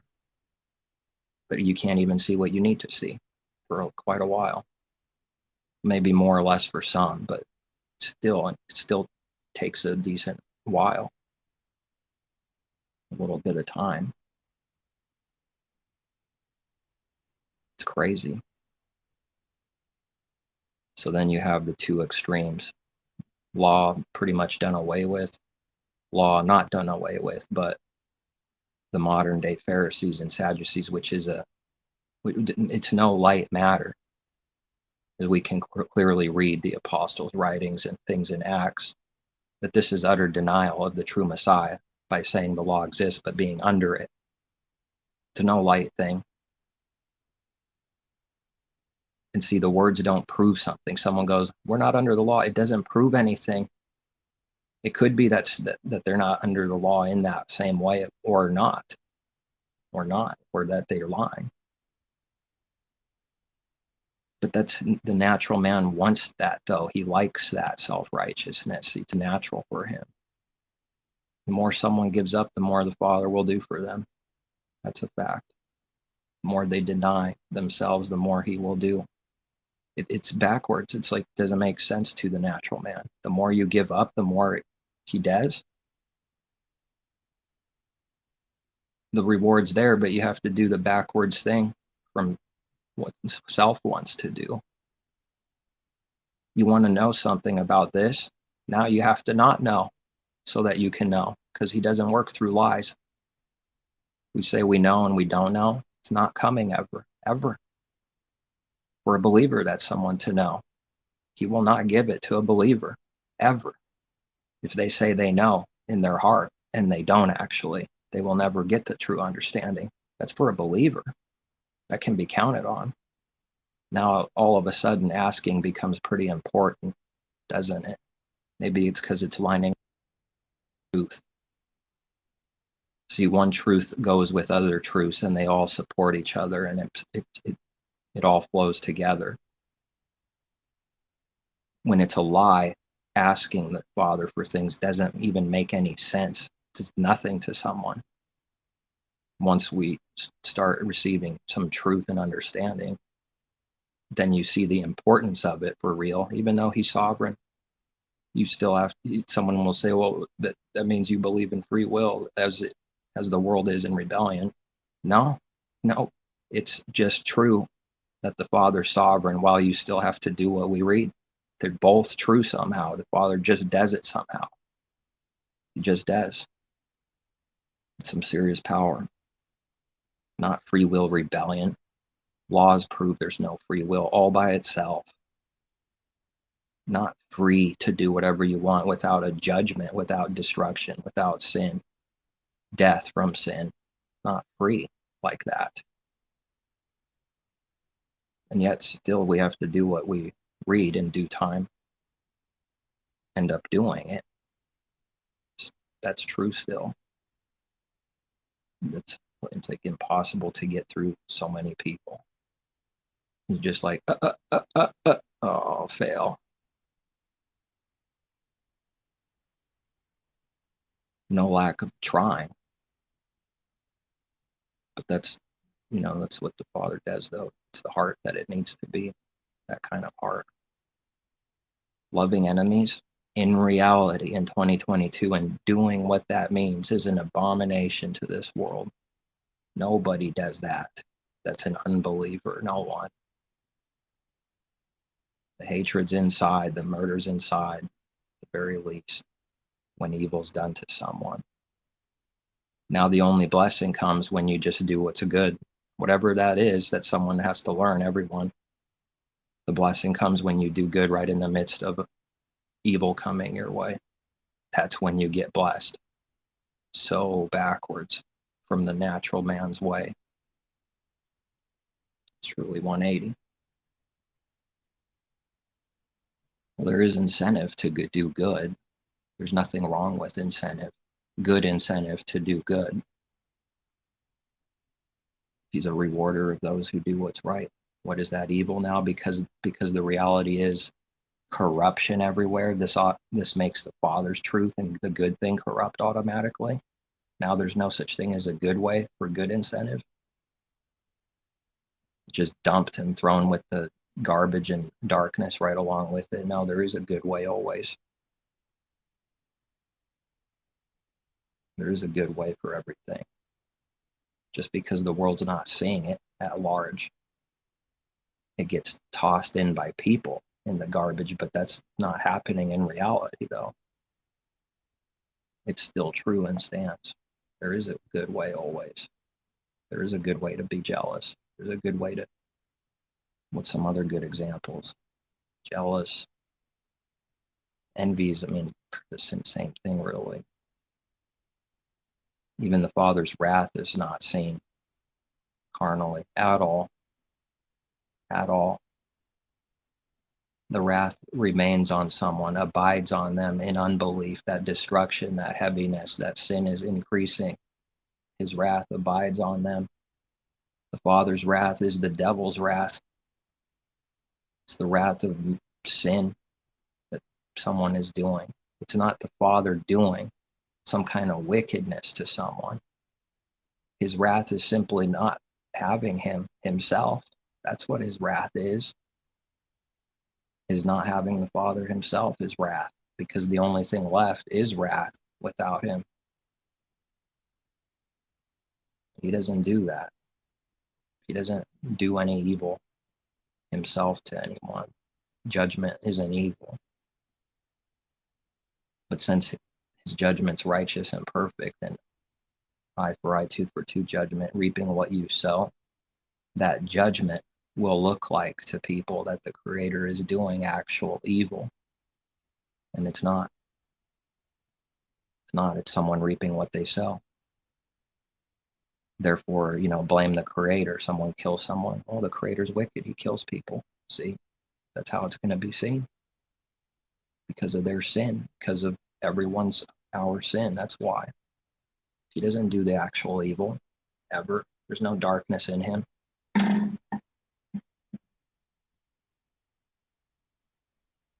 But that's not how they understand the wrath of Elohim in the church world. No, he murderously tortured people forever and ages to come and forever and ever. That's his wrath. Taking away from what it means now, that's already a sick lie. Taking away what it means truly now, and teaching an abomination for the future. Doctrine of demons. They don't know him.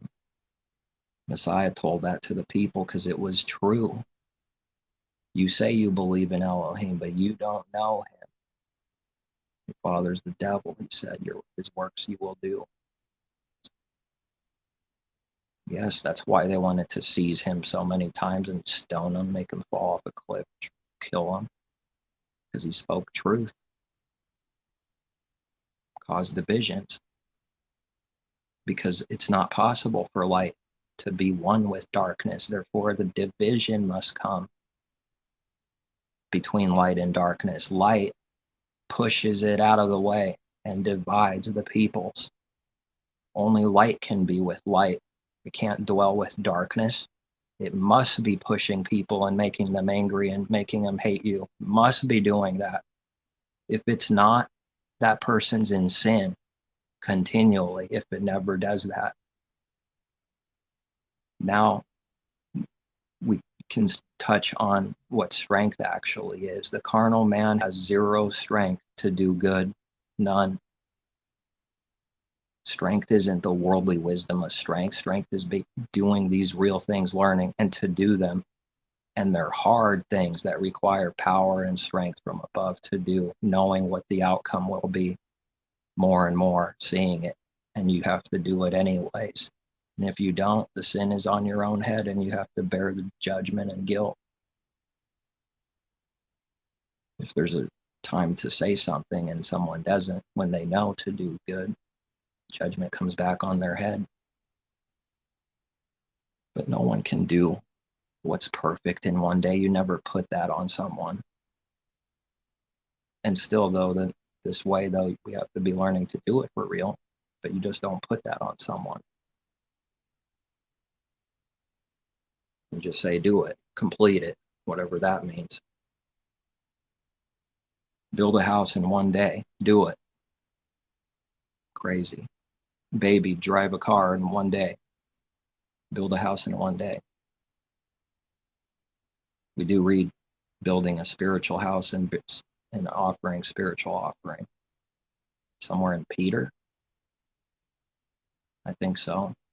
It says those things.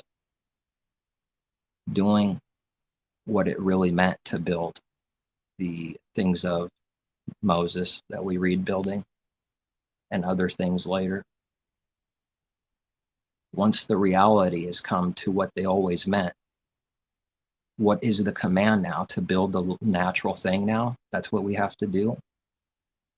But see, this understanding has to come from above or someone won't know what the truth is and what is authoritative or not for their own life.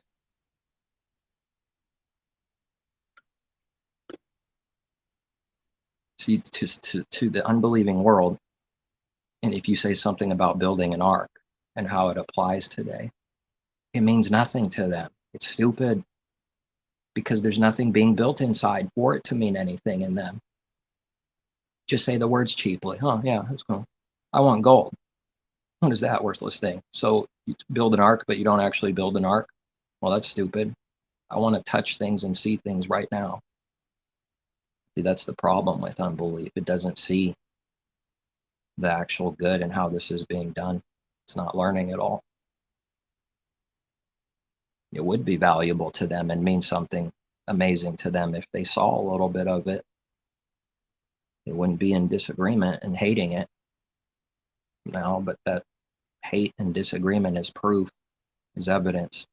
Someone doesn't believe, so often that's the evidence.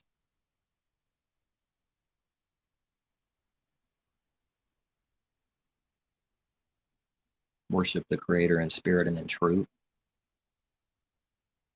Offering spiritual offering, different sacrifices that we read of, and offerings. How does someone know what they mean and how to do them, even with purpose, if they never learn, never ask? Why we read these things? Something for the kingdom.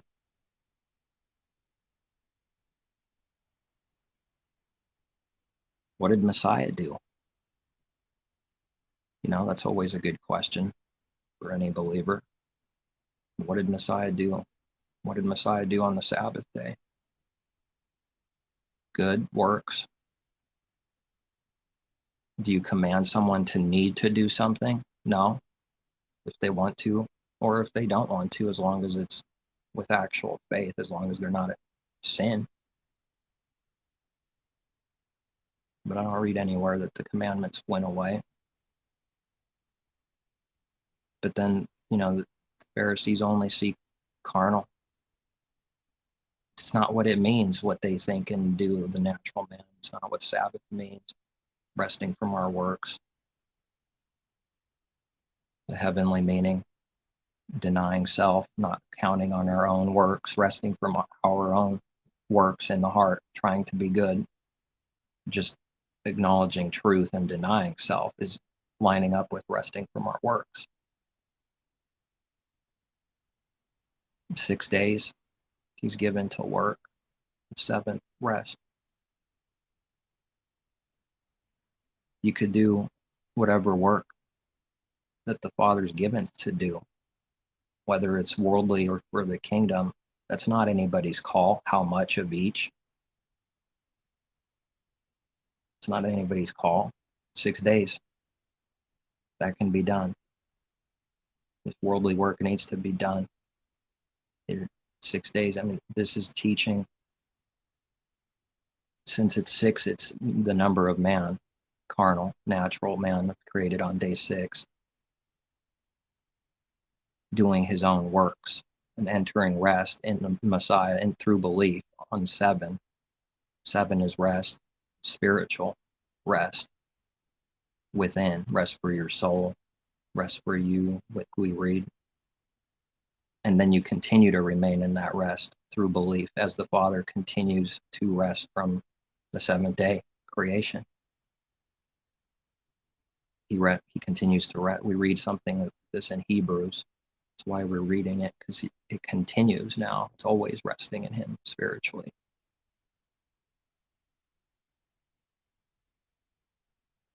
There might be something too that I haven't looked into, because I was asking if there's some kind of understanding in his word literally to read that sort of makes certain things stand out for a believer today versus other things. And I just say I don't know, but there might be something to it that just helps understand better. But the thing that came to mind I didn't look into yet. Like there might be a reason what I'm saying, that we read keep this forever, which is literally to the age, but then we read like keep it forever from generation to generation. There might be something to that. It might be meaning something. That's all I know right now for actual scripture, maybe distinguishing something, the natural from the spiritual, or to keep something or not keep something, like carnally. But we do read that about the Sabbath, but I don't know about other things. I haven't looked into it. Forever, for all your generations. It should be understood that it never goes away unless there's plain scripture and prophecy that says it specifically goes away. And Messiah said no such thing. So it must be to the age, to the end, every generation. Since there's nothing saying it went away. And the Creator created the entire creation, so Sabbath is about the creation even. It's a big thing. The 7th day he rested from the working creation. Did he not do that now? If we go back, did he not do that 500 years ago? Did he not do that 50 years ago? Did he not do that 1,000 years ago? Seems to me it's still pretty important.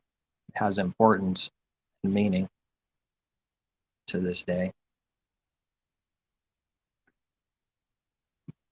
It's for man's benefit anyways, to learn what they mean in the heart and keep them. And the Sabbath wasn't made for man, like we read, but it was, or man's not made for the Sabbath, but Sabbath for man, the rest for man, yeah, for his benefit.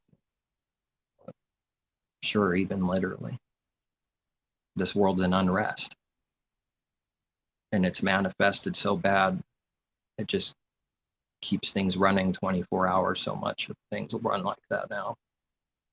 No rest. But that's not the real spiritual unrest, though. That's just the literal sort of natural unrest manifesting.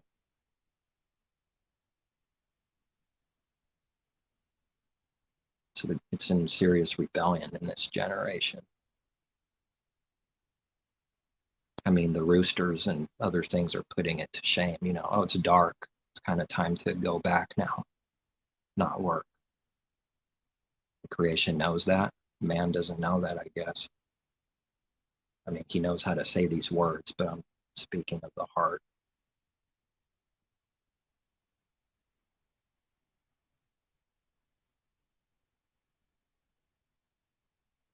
I don't know if I had any other something come up to my mind. Um, never think, just sit there like an empty vessel. Hopefully not empty, but sort of working like that, just sitting there. And if there's nothing, it's nothing now. And if there's something now. Well, that's how it's supposed to be for a believer. You follow the wind.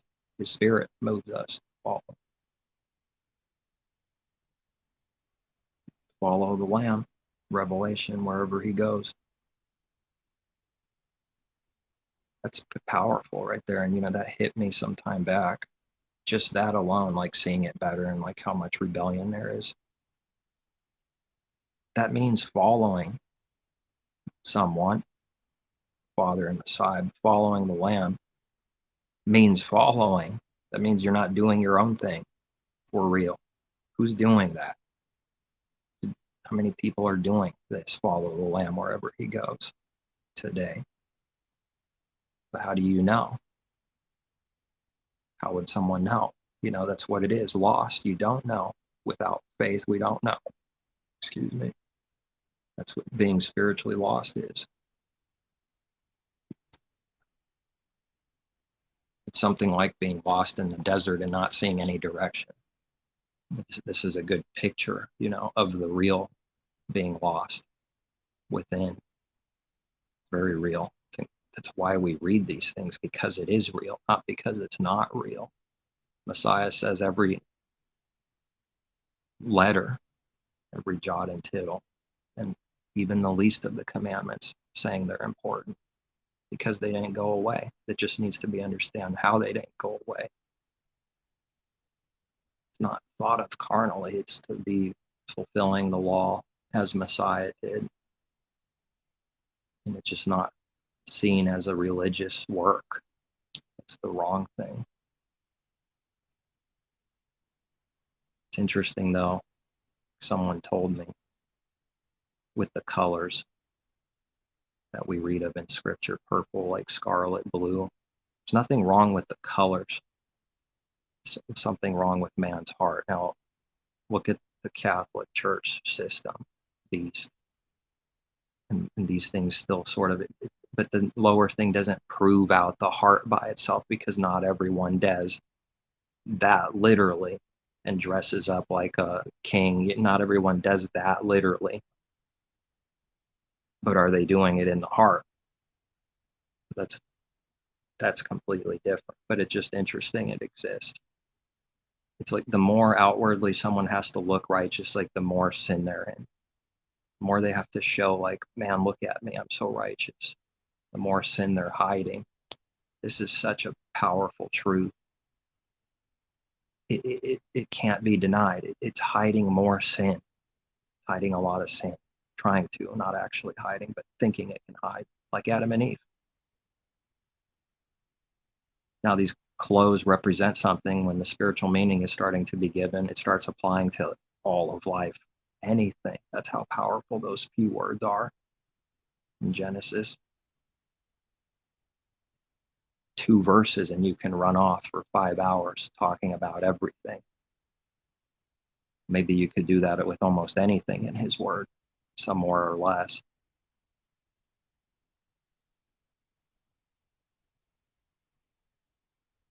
But these popes and things, they're all fancy and high and mighty, are in a lot of sin.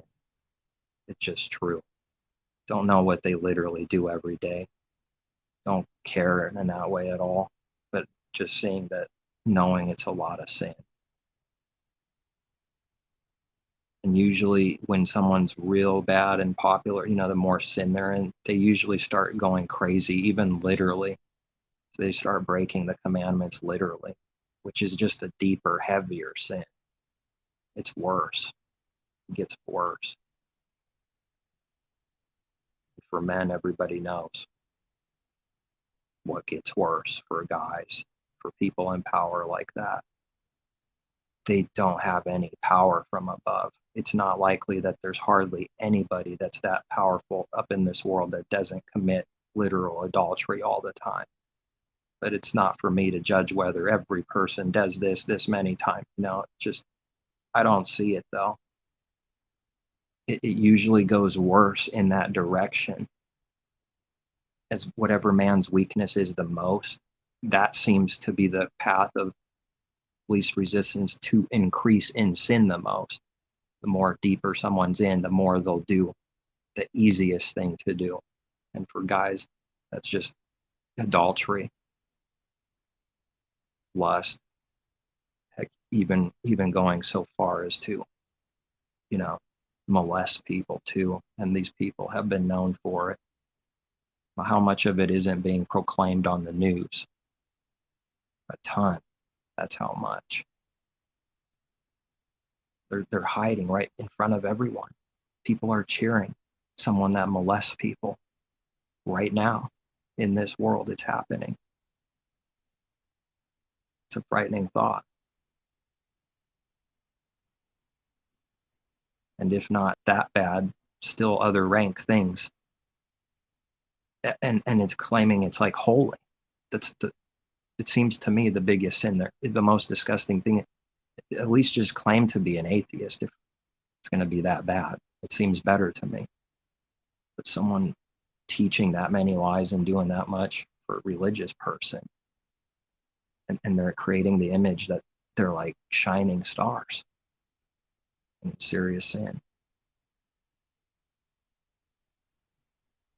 The world can't believe his people overcoming real sin. They can't believe that in the heart. You can't be different than what anyone else says the natural man. The pride speaks and says, pride says, you can't be anything different than me. Secretly, it says that. Can't believe anything else. If I don't have any power to overcome this or that or this, certainly you don't. And in a twisted way, they're right, but they're not saying that out of good or truth or right, though. Saying it out of corruption. Yeah, there's many, everyone, this world, and in that way it's right. But it didn't do righteousness right there. It said that out of evil. It said that out of unrighteous. But there is always a few, whoever believes, that are overcoming sin and death for real. But that can't be believed. What do? Stand on a building, wear a cape, I overcame sin, and you jump off the building and scream, scream, scream, scream, I overcame sin, and you're dying, you're going to splat. That's what you have to do to proclaim you're mighty in overcoming sin and trying to get everyone to believe that in this world, selling things, making money, whatever, through his word. That work is pride, which stands up high in the heavens. So that work all by itself makes you up in the sky with pride, and now you're falling and you're going to splat while getting everyone to believe they're amazing. They're actually falling to the splat. And more people believe they're good. The more higher they are, the harder the fall will be. The pride is greater to have a bigger crowd believe a bunch of lies and trick them. They just went higher for their fall to be harder. His Father just righteously judges perfectly everything in between, small and great. It's a judgment. Stunning.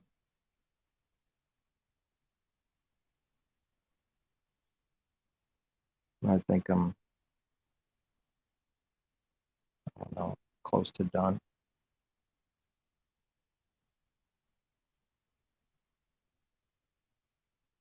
Lawlessness is in the heart first. Heavens are first above. That being taken care of, then the lower things are no, it's not a big deal. It'll just work out. But you can't do that from the reverse, though. You can't come from the earth and prove you're doing the heavenly thing because it's higher. It doesn't work. You have to come from above. And if we do the above thing, the below is way lesser. It's going to be fine. You'll do whatever is right there. But someone trying to prove they're good by doing the natural, lowly, earthly thing, it just can't prove anything, because heavens are above the earth. That's simple. It's way below. You're skipping out on all the great important things, the heart, heavenly things, way up in the sky, and just forgetting about it. Up in the sky, it's perfect. The Creator is teaching us. Perfection is up here. It's the only way for that is belief, through faith, for real. They say these words, and it's like the boy cried wolf. It becomes nothing and all the same darkness. So then saying these words, it feels like the world has made it dirty and worthless and muddy, even though it's not. Just it has that effect in people's mind. It just looks the same. Yeah, Messiah said these words. Oh, these are amazing words, the crowd could say. And maybe some of them speak back and forth to each other saying, but it isn't anything we haven't heard. And then it's an argument and people are arguing and getting divided. No, only the Creator can heal and forgive sins. He's blaspheming. He's claiming to be God. And some say, no, only a true prophet, only someone that has God on their side could do these things. And it's all divided and noisy and chaos. It's all happening within.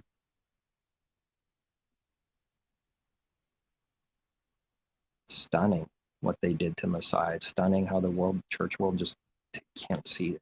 Can't see it. They take the side of the Pharisees, that Messiah actually claimed to be God. They take their side. That should say enough about someone when they take the wicked enemy's side that lie and not believe Messiah. They take because the Pharisees said this, it must be true. Because they claimed through their blinding and mockery and unbelief that he's claiming to be God. They used that for proof that Messiah claimed to be God, because the Pharisees accused himself. This is blind. If it can't do this lower thing at all, it's not doing anything else. No, it's not understanding anything greater than that. It's confused about that. It has no discernment. It has nothing then. Someone. Just prove it. Although we'll be in the same position from the beginning. That's why we have to learn and grow, though. But the many don't.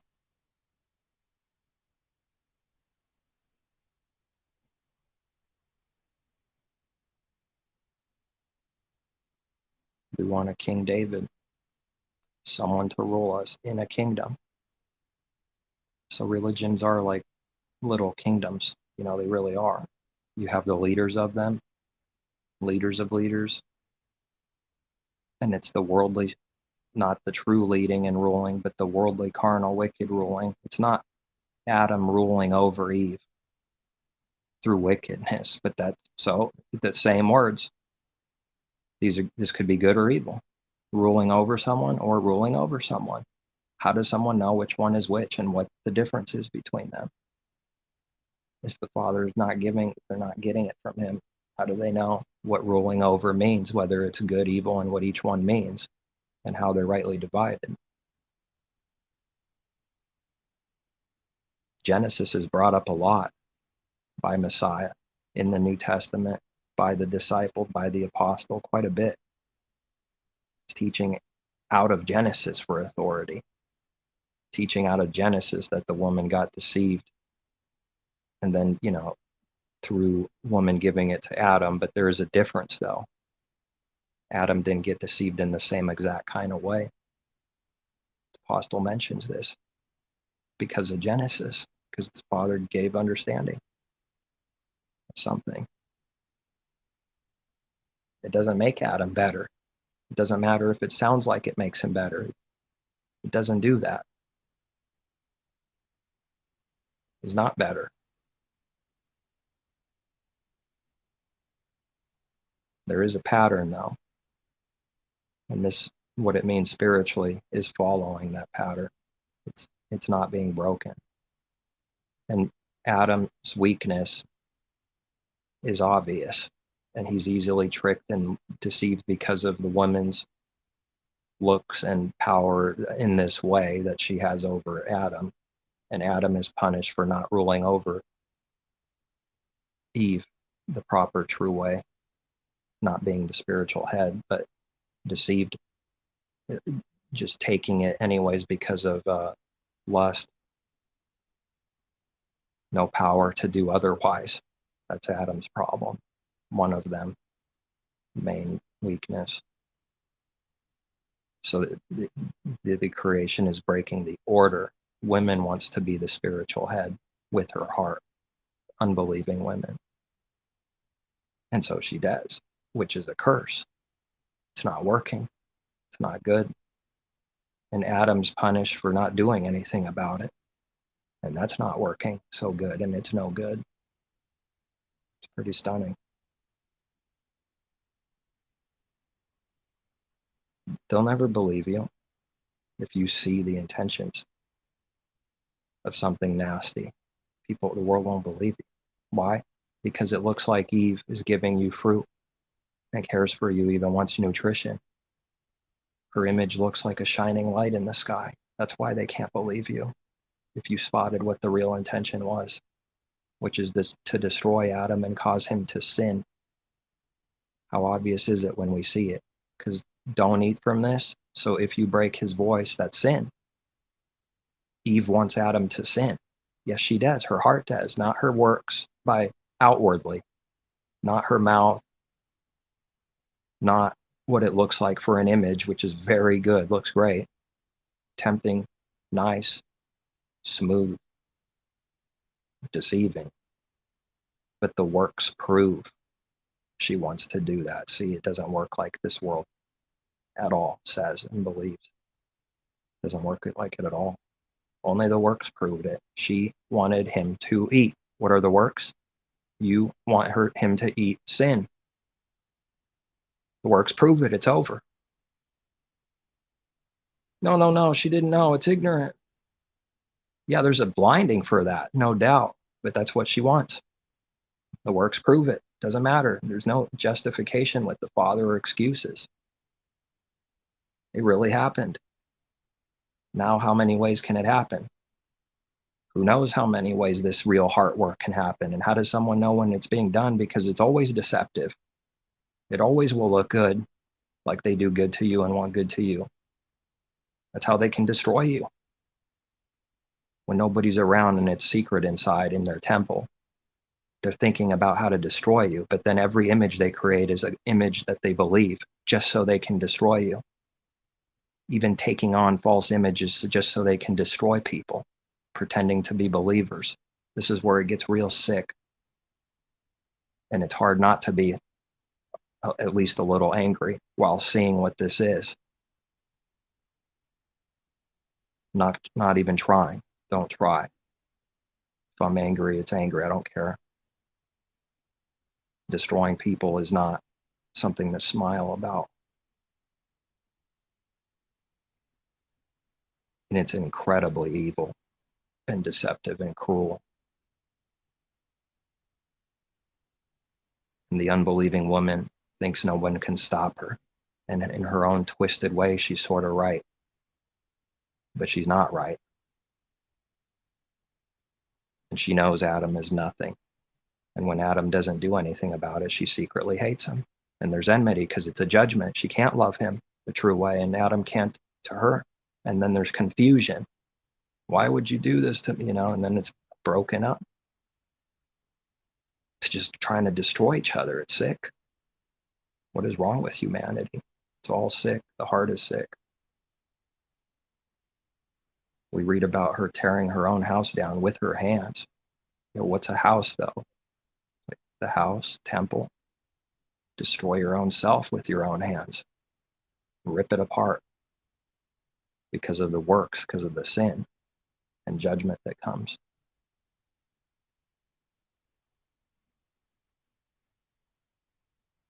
Ecclesiastes. The man that's doing whatever is right, the Father spares that person. From a woman, this is so offensive to the world.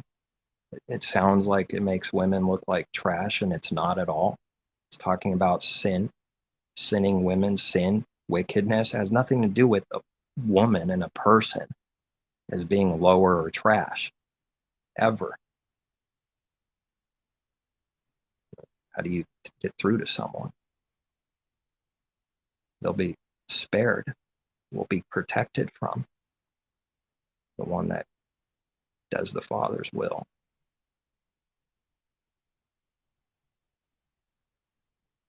Because an unbeliever, it's just destruction, just wanting misery and destruction and wicked hard intentions constantly. Through deceptive, crazy deceptive means that by the time it's seen, if it were to be said, you would look like the insane person. How do they know how to do this perfect evil to where if it's being exposed, you're going to be exposed by the world as being wicked? It just protected itself, knows how to do this and thinks about it. But while it's thinking about it, the person's blind. They can't see what they're doing in the dark. They're doing everything I say, and it's not about me. See it all over the place, too many times, over and over again. I know what I see, but it won't be believed by unbelievers. And it's not our job to go and try to catch every, that's not the point. It's just if something were said every single time, you're an enemy and you're wicked, and everyone will rise and protect the evil person because they have to protect themselves too, because they are guilty of the same sin that was brought up in the heart. So then they can pretend to love someone and go, yeah, how dare you talk like this about my friend? It's only doing that because it's guilty of the same sin. Just got told what it does. It can't believe. Doesn't care about that person or friend. You can't love someone when you sin all the time and lie to them and do evil to them all the time. That's not love at all. Zero. It only stood up for that person because it stood up for itself to protect its own self. It found a way instantly to stand up. Does it protect me? Does it protect me? How do I protect myself? Oh, stand up and scream now and support the person. Like, make it look like you care about them. Desperately creating an image that it cares also. It's so backwards. It's frightening. It did no good at all. Zero. None. It's a devil filled with wrath and hatred and anger and doesn't love that friend at all. Zero. And the works prove it. In the heart, it does not, it's not a trick. In the heart of that person could care less for their so-called friend. Zero. Zero. When it's in continual sin and doing sin to their buddy and accepting it and never talking, never saying anything about it. It's zero care. They're just using the person as long as it's some kind of gain for self in its own mind. As when that gain goes away, there goes the person. Off you go. Murder them. Get out of my life. You're not gain for me anymore. This is how the devil's kingdom works. And the more sin there is, the more it works like this. The more easy it is to see, the bigger the sin. You want to join us? Come join us. Plus, look at all the people. Those guys are rapists, and they got knives, some of them. Okay, I'll join you. What is it? cost? What's the catch? Here's the catch. And then it's a deceptive lie. And if you do not do what they say, then they kill you without mercy, or abandon you, destroy you like that without mercy. That's how the devil works in everyone. Doesn't care, just using them like a whore. You don't do what they say, even just the slightest, tiniest thing, you're dead. You're dead to them. It's nasty. It is gravely evil. It is a disease of diseases. And there's no blame. It's just, this is what it is. These are the works of the devil. This is what it is, for real. How could someone say it's not? Just bury our head in the ground and never say anything? I don't read that in Scripture. His people seem not to be able to do that, even if it means their head gets cut off, like John the Baptist. Like anybody, even spiritually cut off, tried to, killed all the day long. The murderous heart. This works so consistent, it's frightening to me. People work like this and it's perfectly consistent. They do not do any good. They do the evil that they see. How much more do we have to see? The more we see, the more evil we see, the more things we see. The reality of things, not the delusion. Reality of this world and what man is. We have to see. It's part of just, it just is, has to be so. You start finding out nothing was real. I mean, it's a pretty big deal. Father gives someone a heart for real things, and the fake thing is wicked and actually literally fake. That's dead to us. That's evil. It's not real. That's sin. That's the dead thing. It's not real. How is fake good? Fake things. Images are fake. They're not real. It's not the person themselves. It's just the image. You create the image however you want. But it's going to be created to protect itself. I don't see how man can do all this so perfectly evil, all on his own, of himself. How does he know how to do this so perfectly? The only answer to me is that there is an actual enemy.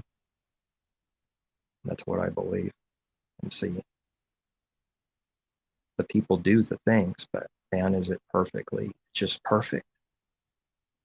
It's like it was constructed. It was ready to do that, just in case. And boom, instantly, you know how to do the perfect evil. To protect yourself, to make the other look bad, to make them look good. All of that working together instantly. It's already got a defense set up for being spotted.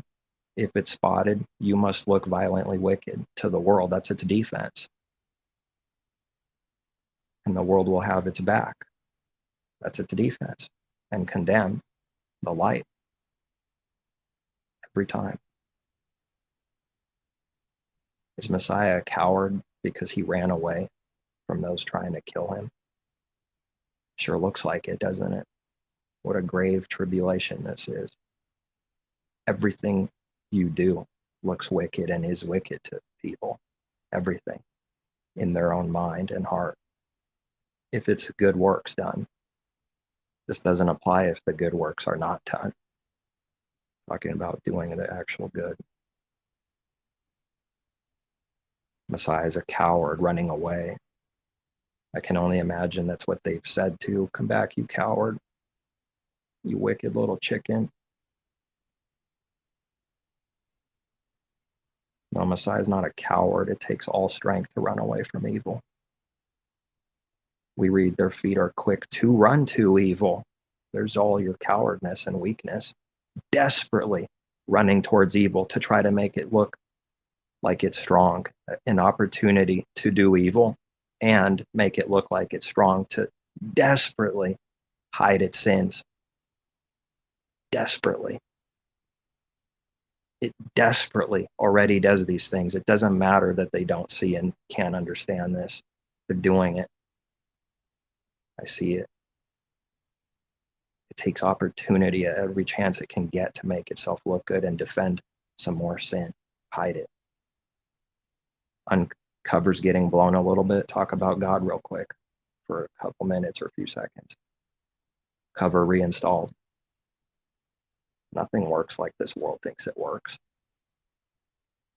It works based off on the Creator's word and truth, spiritual, real things, not the stupid natural man's false definition and reason to everything. Here's the lie. Here's our excuse. Here's our justification.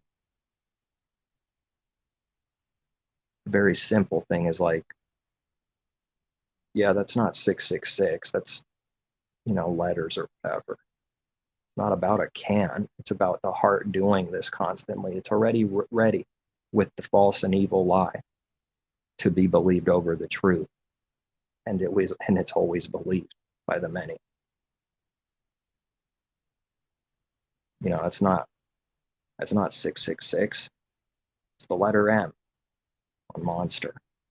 Black darkness, unleash the beast, all flowing together with that 666, but it's not 666 now. Okay. Nothing you could do about it. And it's not about a stupid can. It's about this wicked work in the heart. False definition and reason and justification, everything. The image is believed. I never would have thought that this would be applying daily. The image of the beast. It's crazy to me. Might seem the least to someone. What on earth is this? What does it mean? It's coming someday in the future and you know nothing. Now it's like everything to me. It's seeing it everywhere. It has to do with everything. It's connected. It's coming someday. I see it now. Prophecy's happening and being fulfilled now. What does that mean? It's coming someday. It's not coming someday in that it's not true already. Oh, my phone's about to die. It's coming someday through the truth, just because it's true. Someday. It's not coming because it's not true, as if it's not true. It's just, it is, and it's to come, because that's the truth. But the mind, the heart, the doctrines I see is that it's coming someday as if it's not true today, as if it doesn't apply today or 500 years ago. Since the beginning of creation, since sin and death, it's been applied. I see it. If all his word is like this, then how much is there to learn? Rightly dividing things like, some dumb thing to claim, like, I don't know, building a literal ark or something. And someone tries to throw down truth by saying, well, you're not doing that literal thing, therefore his word applying today for everyone is a lie. This is done a lot. What do they say that his word is for then? For a few people a long time ago? They don't see any partiality at all. We read it's for our admonition and not theirs. No surprise that it's backwards, spiritually backwards. Yeah, so much of it was for them back then. It's not for us. It's not telling us to do something. I get what they're trying to, but it's doing evil. What do they say about that? That it's for our admonition and not theirs back then. It's not for their admonition. Why? Because these things weren't revealed, things of spirit, the heart, spiritual things. They were happening to be for our admonition, believers in Messiah forward, specifically for our admonition, and not in the same way their own. powerful. It's so backwards.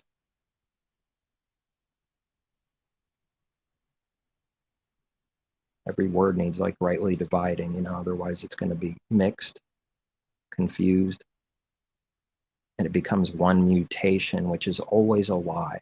Mutation is always a lie. It will be the lie in someone's heart and sin. That's how important it is not to mix two things and know what the difference is. It will be a lie. You could give examples naturally. I guess you could talk about animals and it becomes like some kind of beast, a mutation, It's a lie. It can't be so.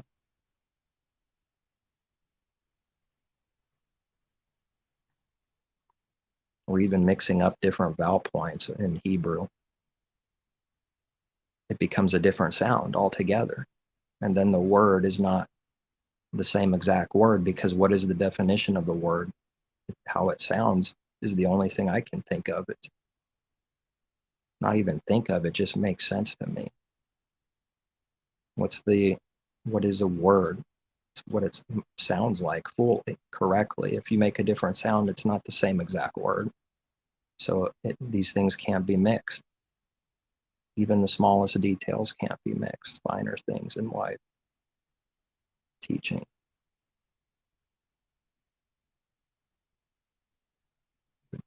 The knowledge of the tree of good and evil is mixed. Adam and Eve don't see any difference between two oranges, and let's say one is good, one is evil. They just see one orange, that's it. They don't see two.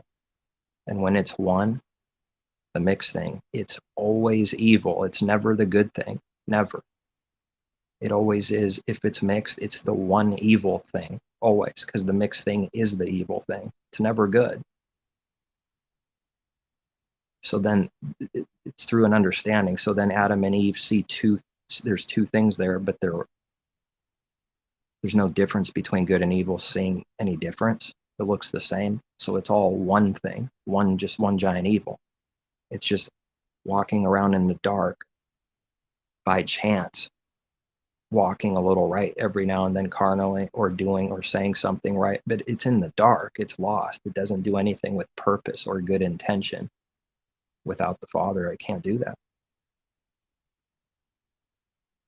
How do you do actual good or righteous works if you don't know what it means? And you're just accidentally doing that in heaven? No, it's not happening. You can accidentally do carnal things. You can't accidentally do heavenly things.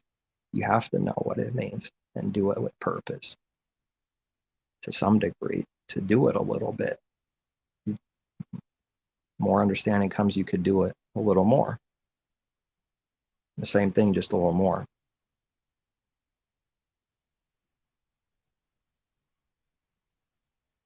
All of a sudden, every word becomes pretty important. And then Genesis is just like, oh yeah, Adam and Eve, and just the story. It's not that only. It is real, but it's not just a story. It has nothing to do with us. It has everything to do with us.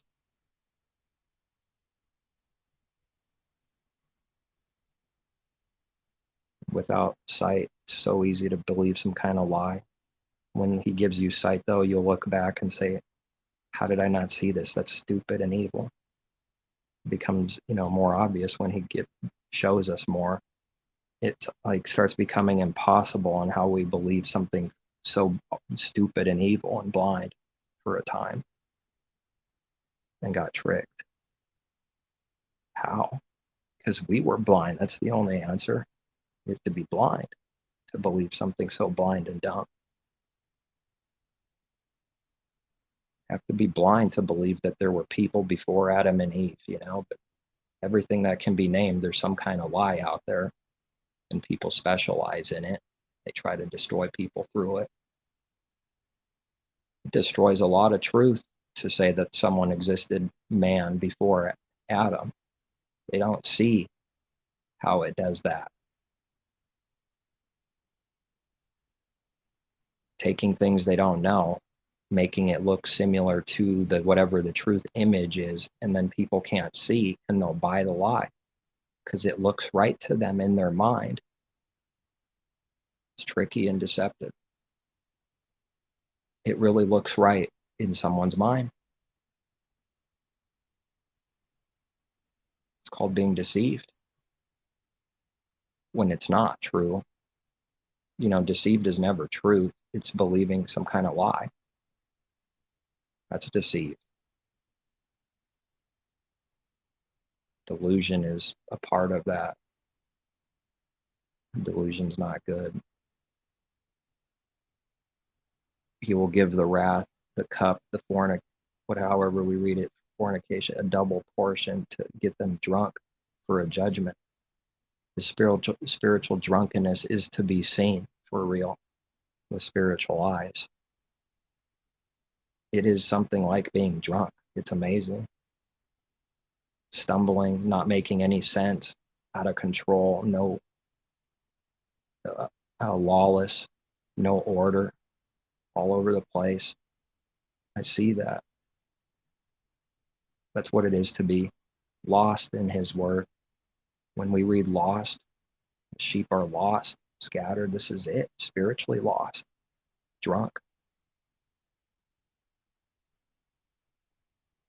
No direction. And yet we could be saying this and someone thinks of literal direction, and then you say something else and they think of that literal thing, and we're not talking about that. Frustrating. You only say the words that you can say that you're given out of speaking from spirit. What you see, you end up saying words of things that you see and know for real.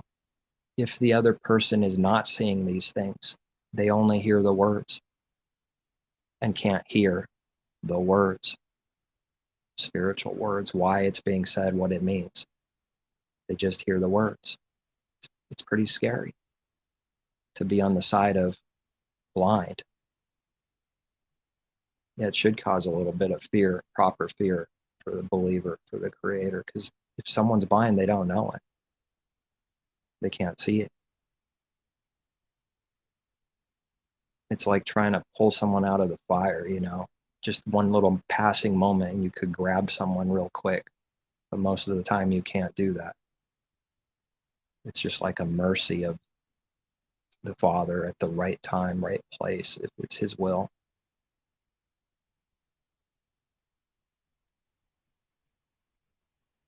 It's an abomination to me to choose the creator. I never did such thing.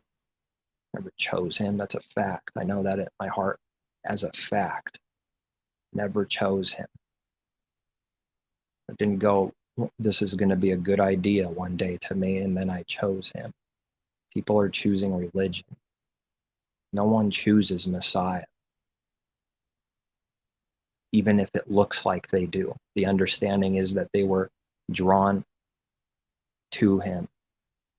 It can look like someone chose him, but that's not the reality. But we do have an example set for everyone that he went out and chose his people in the middle of doing their worldly things. Nothing to do with the kingdom, nothing to do with, you know, this is drop your things, here, come. And they do. And whoever doesn't hear his people, don't hear Messiah. Because how is Peter against Messiah? How is John against Peter? And how is Andrew against Messiah? And how is John against Andrew? That's insane. Body's one. Doesn't mean we're perfect, literally. That's not the meaning, but it's one. How could a believer be against its own self? It's like saying the hand is against the other hand, you stupid hand. That's why we read that. How could the foot say to the hand, you're worthless, when it's connected to the same body, helping each other out? It's insane. If we see those works, it's not real. That's a delusion. That's division, deception, unbelief. That can't continually be so for believers. that bad constantly,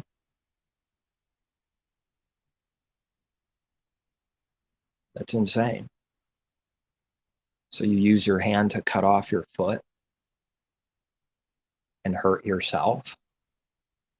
To hurt others is to hurt self. To do evil to others is to do evil to self. And to the Creator, but to self. But we read that. Maybe in Exodus, Deuteronomy, wherever, we even read that there. Whoever does evil to someone, they do it against their own flesh, their own self. It needs to be seen how that's true, but I mean, the hypocrisy and blinding is so strong. To do evil to your neighbor is to do evil to yourself, because you're no different, not better than them in reality. And they're mankind, fellow mankind, connected. So it's just a serious, stupid evil to do evil to someone, especially kill them, murder. It's insane. Yet that's the reality we live in. You have to be blind and lost, a vagabond, a wanderer, and then sing about it as if it's a good thing. Call me what you will. Yeah, but if it got told it was a vagabond and wanderer by a believer, the sword's coming out of their thing to stab you. But you can sing a song and sell millions of albums because it's not talking about itself with understanding and doesn't believe that in the heart about itself. That's how you get away with doing that, while looking for an image that you're humble and talking about this or that or whatever. This is so nasty. And I can just see the crowds, the fans, all supporting their artists, their gods. If something were to be said, I'm saying, in truth, they'll come after you to kill you. They'll defend their God because they're defending themselves. There's no reason in heaven for someone to violently defend someone else like that. It's not real. It needs to be seen why it's being done. It's desperately creating an image that it's a good person, but it's desperately not wanting its own sin to be exposed. So now it's an opportunity to destroy someone while looking good doing it for the false definition and reason of things. The Father doesn't bless a rock star guy lying to the crowd. They cannot love them with the heart. Can't. It doesn't matter what it looks like. Can't be done. In reality, with the heart, there's no, it's just usury. It's fake. It's not real. It's a curse. And we read that simply in Proverbs too. The one that's being lied to, how does it go? The liar that is deceiving someone, that liar cannot love. Now I'm paraphrasing it a little bit, but that liar cannot love the one it deceived. That's stupid. How you can't. It's a spiritual contradiction. If you truly lie to someone, you cannot love them at the same time. If you love money in the heart, you cannot love the Creator at the same time while loving money. Messiah said this because he knows the truth he's got from the Father. He sees how it's true and impossible.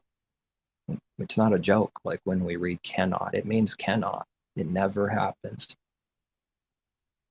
Never. It's just powerful. All day long, it can look like it happens. There's nothing more frustrating that I know of than this truth of being able to always look good while doing evil. I don't know of anything more frustrating than that. You have to overcome it.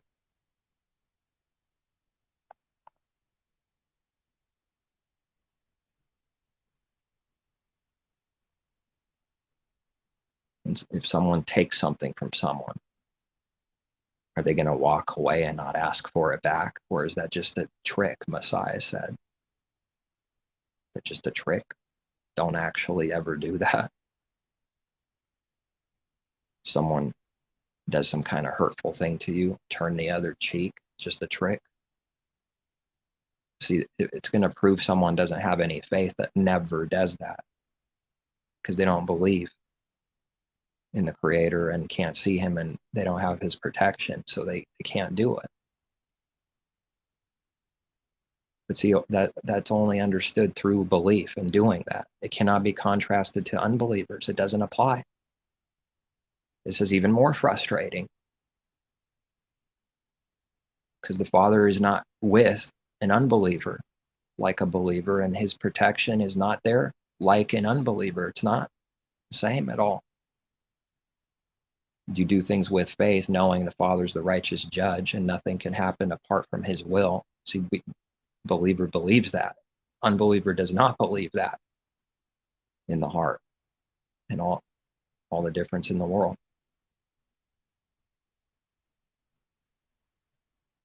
You store up things in your barns to prove how much faith you don't have. See, that's how it is. The more someone stores up like that on purpose, loving the world, loving the things in it, only seeking for that gain, their faith is negative 10,000 instead of negative 5. Just worse. It gets worse in their mind, because the Father judges the spirit of man. And the judgment for receiving love of the world and more things is you cannot be satisfied. It gets worse. You get more stingy over a penny than you did when you were poor, literally. And now let's say someone becomes rich carnally. Now they are more stingy over $1 than they were when they were poor in their heart, for real. It never fails. It's a judgment. And if you do something what's right to hide that truth, you only did it to hide that judgment, which means that the good thing you did was only a usury of doing that just to hide something else. It still didn't do the good in the heart, and you become a slave to your own sin like this. You have to cover up lies constantly and project images to hide the other things, or step out in the light and be exposed and let the Father's life and light make someone alive. But you have to be exposed. It's a contradiction. The more they can't hide from the Creator, they're burying themselves more. That's what he made that to be. If they're afraid of getting exposed, there's no reality to hiding it. They're worse for doing that, doing the wrong thing. They're worse now. They just loaded up more sins and exposed themselves even more.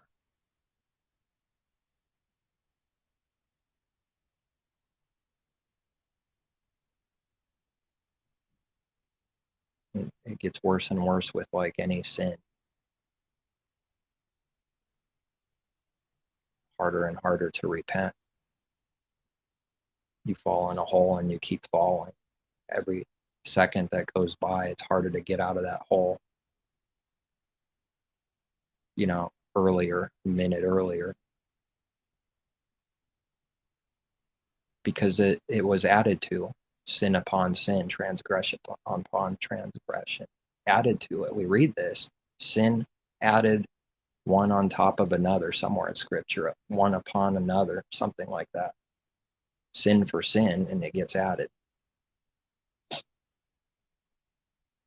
just got worse. Now, if someone wants to repent and come to the light, they have to expose that these other lies that covered lies, which is greater, it's worse. See, so it just gets worse and worse. And this is frightening, because this has to do with real repentance in someone's heart. They cannot come out of it. You need the Father's mercy, but it gets worse and worse like that, though. Someone's taught lies, it's like thousands of people, millions, it's like already over. And they sold books. How are they going to come out of that? If they truly, even on the smallest thing, acknowledge they were wrong and deceived about, it's going to expose all the other things. They can't do that. It's going to expose all the other things. So one lie has to protect all lies. One truth protects all truth and doesn't hide anything because it's light. It doesn't need to hide.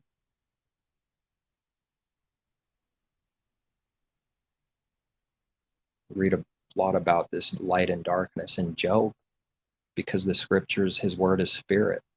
It's not for old covenant people long ago and that's it. It's nonsense. It wasn't even for them to understand his word back then, for their admonition in the same way. It's backwards. They didn't understand what light was and what darkness truly was. Only naturally, that's it, at best. It doesn't seem the world knows what literal light is. It's crazy. How could it be so off on when a day starts? So blind. Makes you marvel and wonder and turn pale-faced. I've done it over and over again. And then those words in Revelation come alive. That's why we read that. That's why John's wondering and marveling. How could this be? It's just unbelief, not real unbelief, but it's just to express what's happening inside. Unreal that the lies and confusion could be this bad. It's like unbelievable. How could this be? When we read something like that, he marvels after the Father shows him in spirit. Come, I'll show you the judgment on the harlot. When? Now, today. When for a believer before, 500 years ago? Now, today in their life. Not in the beginning, but at some point in a believer's life, start seeing it. Start seeing how bad it is. Not right away, not in the beginning like that, just a tiny bit, a little later.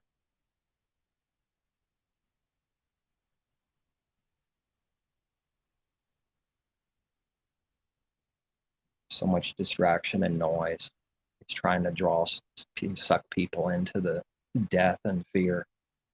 So much of it is a delusion and it's not actually real, even though this world is bad, but it wants people to be under their grip of fear, spiritually cowardly fear. It's happening inside people, trying to get people sick to fear more things and disease and everything. But see, there's no reason for an unbeliever not to fear like that, because they don't have the Father. There's no power, there's no protection, there's no sight, there's no hope, there's no life. So in this way, it's like it just has to be so.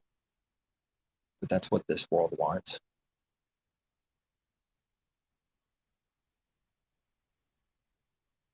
Evil is hard, cruel, and brutal.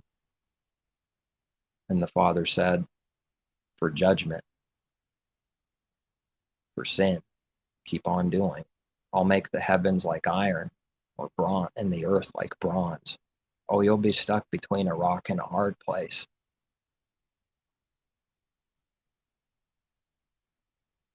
The heavens like bronze or iron, and the earth some other hard thing.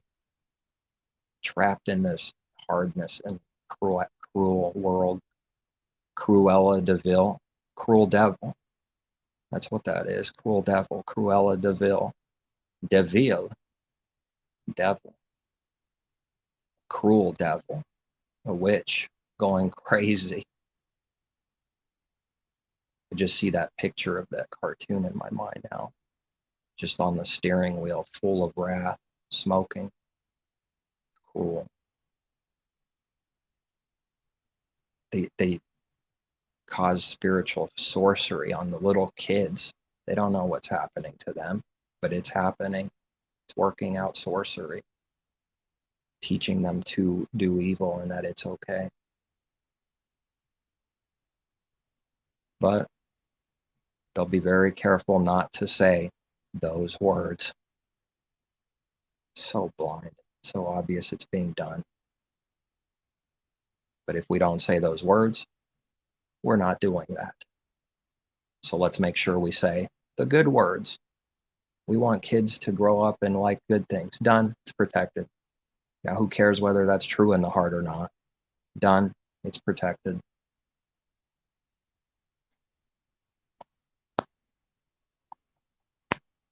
Father doesn't love fake things because it's fake.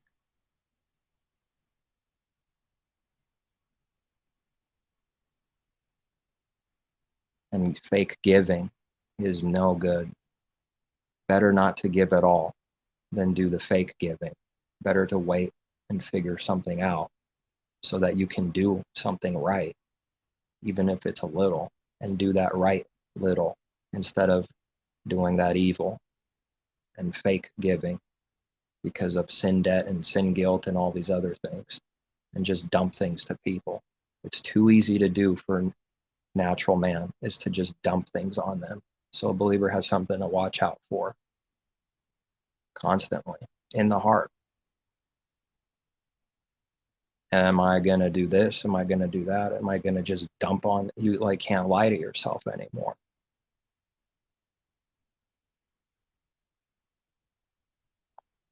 I do believe we read self-deceived for a reason. It works out like that. It's telling a lie to your own self and deceiving yourself that it's true, that why you did something is true when it's not, when it's the lie. It's called self-deceit. Willing to do that because it's the wide gate. There's the least amount of pressure or no pressure. It's the easiest thing in the world. Narrow is hard, difficult. It takes power and want to do what's right.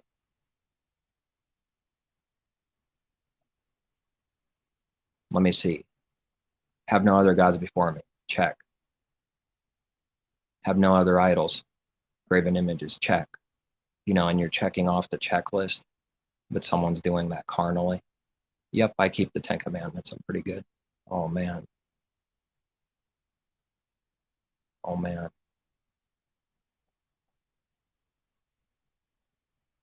Almost certain proof someone's breaking it all the time that does that.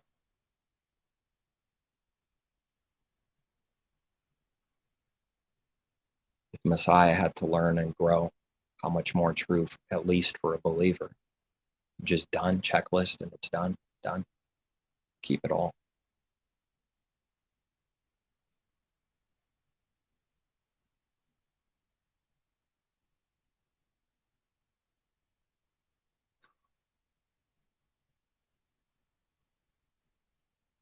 And we don't carnal command people, especially if it's concerning, like, not especially when it's concerning lower things. Don't carnally command people. It's not even the meaning. It's not the heavenly meaning anyways. So then when people command people like that to boast in their flesh, of how we read, they don't realize what they just commanded. They just commanded perfection to be done instantly. It's not even possible. That's a heavy yoke and bondage burden put on someone. You just put ball and chain on someone if they obey and listen. Do this, do that, do this. 613 commandments and keep them in one day. Done. That's the whole weight of the world falling on someone. It's a little God right there that does that work. They need to repent. They don't do that themselves. It just applies to like a few people every now and then. Or does it apply to everyone when Messiah says they don't lift up a finger to touch what they speak of themselves? They put all these burdens and commands on people, and they don't lift up so much of a finger to do it themselves and what it means in the heart. So that's hypocrisy.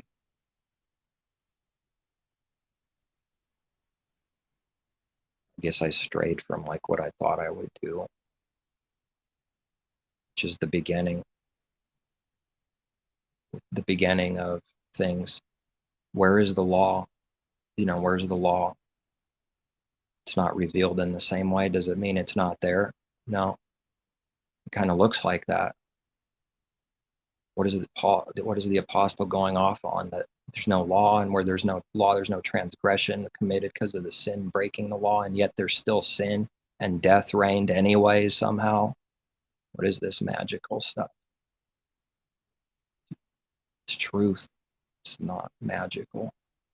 It's not false. It's not wicked, like so many say. Abraham kept the laws, commandments, statutes, judgments. Genesis 25 or 26. We read that. He kept the commandments, the laws, the judgments. Father's not a liar. That means they exist. But why does it seem like there's no law?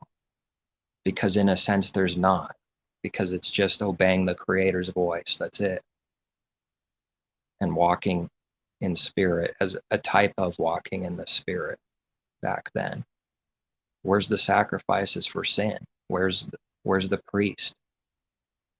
For Moses, priestly things like that. Where is it? What is this? Showing that the Father takes no pleasure in literal we even read that, so we don't even have to. It's just a second witness. We read that plainly in the literal thing.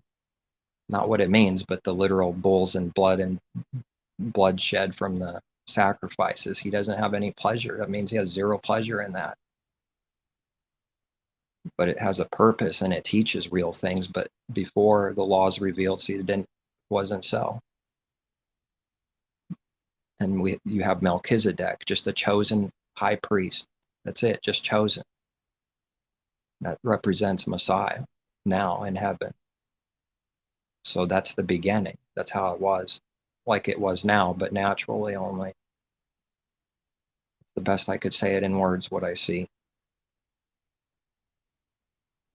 Powerful, but the words just don't do the justice to what I see.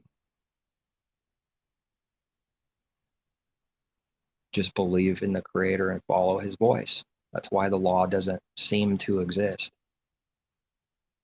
Because it's not a commanding. Although now the law is commanding things.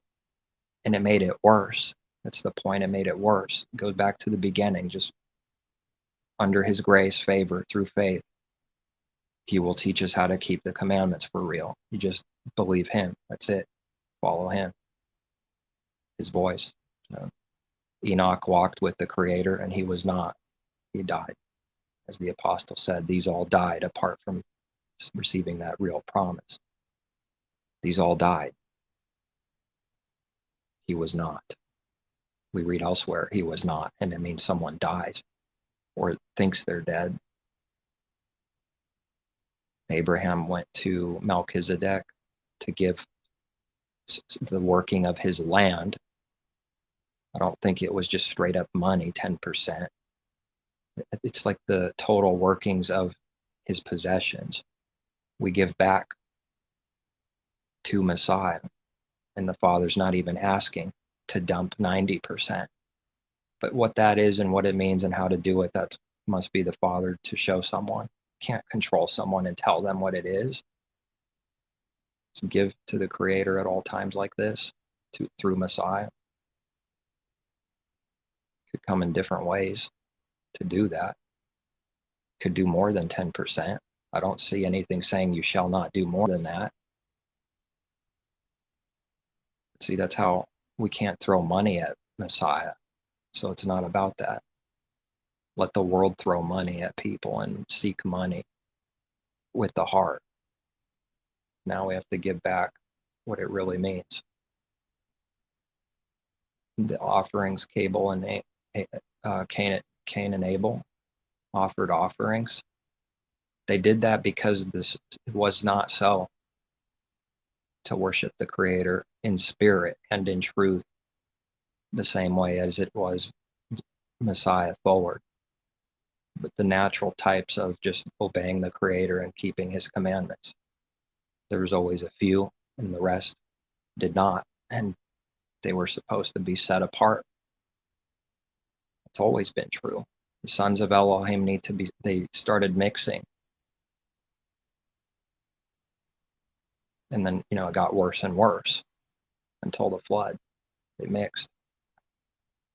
The righteous started perishing off the earth. The offering representing things of the heart. But if you have to do a literal offering, it's showing that the heart's not able to do the real thing. So how do you show the heart's missing? It's not doing what's right. The offering is messed up, literally lacking something. The Father's not getting angry, judging because of the literal offering being off. It's because of what it means. It takes a lot of patience. By the time real things came, the Father already had long suffering and insane patience, never seeing good works from mankind, never seeing the real thing and wanting to, because that's who he is, and putting himself under this thing that he wants but doesn't get himself and obeys his own word. It's going to sound evil to this world, what I just said, because he's not a hypocrite. It's going to be like that. We don't get what we want so often in this walk belief. Father's already that long suffering. He's already that. It's going to start becoming like that to us. Like the world is hating the Creator and has no heart. That's what the Father sees for all that time until Messiah. Nobody did what was right in the heart and what it truly meant from the heart. So Old Covenant saints, they're called Old Covenant saints for a very good reason. It's not the same as a New Covenant saint. This is a better covenant. That's why we read that. All these things start making sense when truth is truth. It fills in other things because it's truth. New Covenant saint is not the same. It's a better covenant, better promises. The Spirit poured out on people the very promise itself that they did not receive in the same way. It only came upon them to literally prophesy and do these things, but it was not the same. It just worked.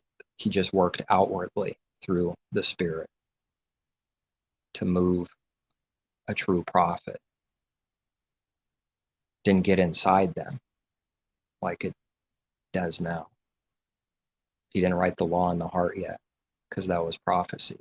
I will write the law in their heart, and they will be my people, and I will be their Elohim. Just reading that shows that it was not so during that time. It was coming for the new covenant to write the law in the heart. It's how we read it. So it was not so. Messiah fulfilled the law in the heart. Why does he say, I give you a new commandment? Was it just created from that day? No. Why is he saying new commandment? Why? Because there was no loving someone else as Messiah loved them. It didn't exist. That's new now. That's how it's understood. That's why he says, I give you a new commandment. Love others as I've loved you. No such thing happened like that before in the same way. No. That's why it's new. It's not that it didn't exist, not that the Father wasn't already that. Just for man, though,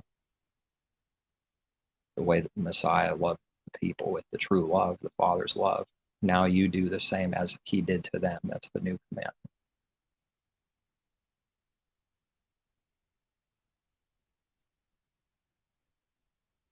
And then people just use that word love, though, for evil so often. Our command is to love. Yes, that's true. But why did someone say what they just did? Did they say it to justify some kind of sin? To hide, defend self? Do away with things it doesn't like? That became evil. The right words became evil because it was used carnally for evil.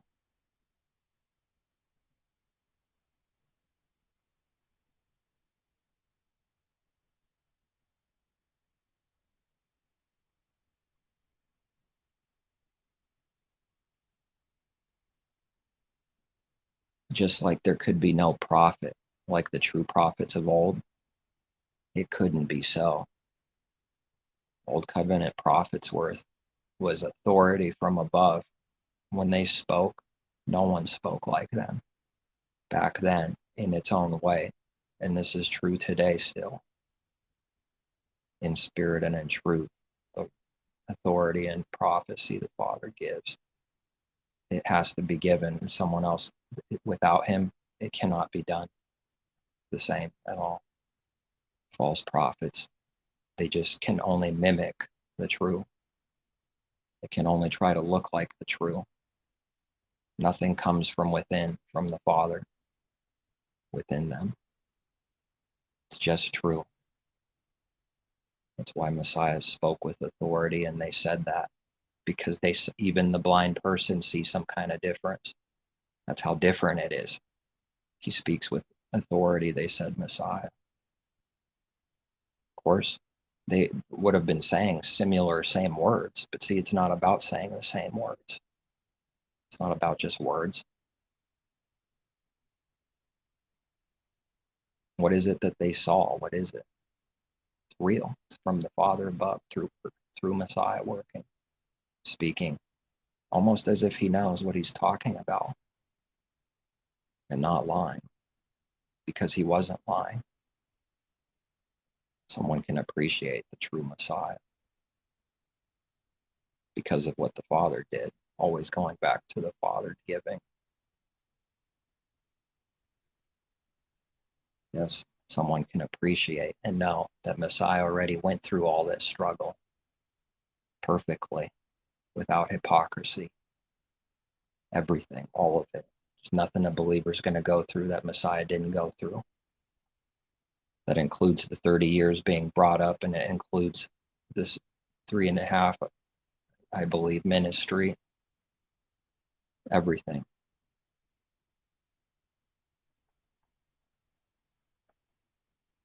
There's teaching in Scripture that you can't speak and do anything until you're ready. It's just like a kid. You can't, tell a 3-year-old to start doing adult things? Can't. You have to be raised up. You can't do the truth until you're raised up. Messiah was raised up.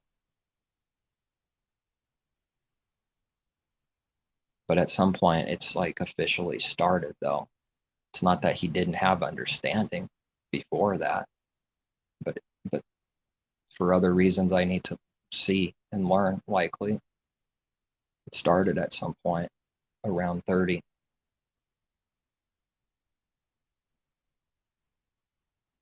I believe he was perfected at that point.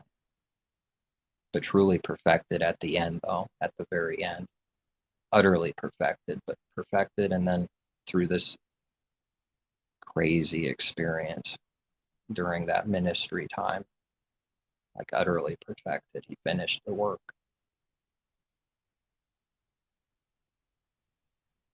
And gives his people all power and authority as he was given.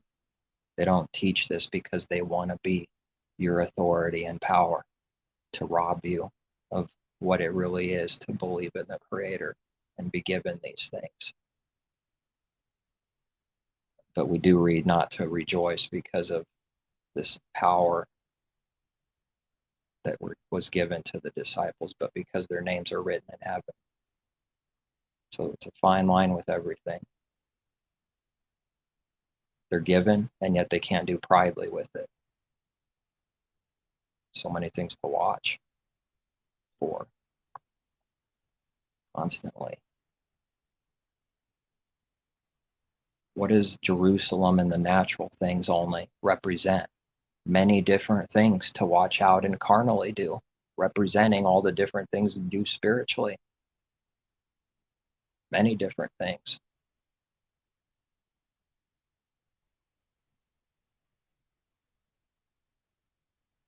Now, some have gone so far they put a box over their head with letters on it that proves they're carnal. They haven't been given the understanding from the Father above.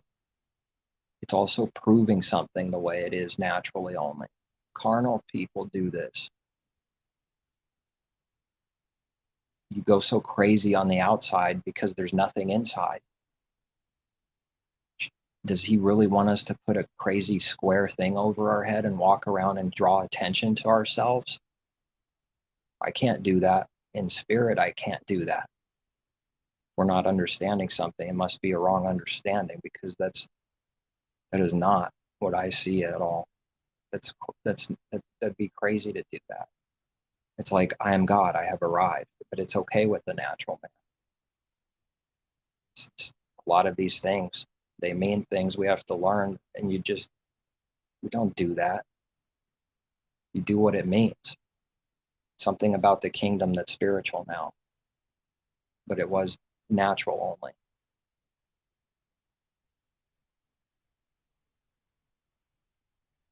And his set apart days, they're kept in spirit.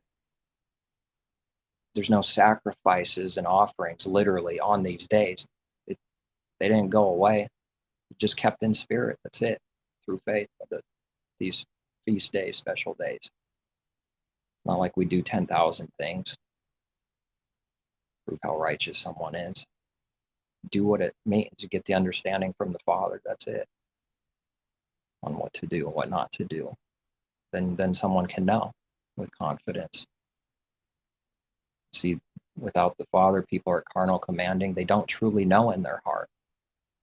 So it's always an unrest and destruction because they don't know.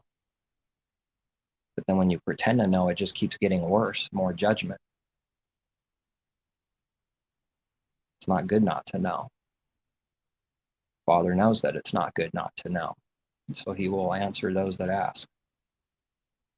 That's a fact. It's like to believe in the Creator giving things is an abomination to religion. From the works I've seen, based on the works, not what people say, based on the works, it's an abomination. So what, you don't believe at all? Why do you say you do? We weren't joking and pretending. You were pretending all along? That's not good. Sick. Deceiving people just for your own self-image to protect.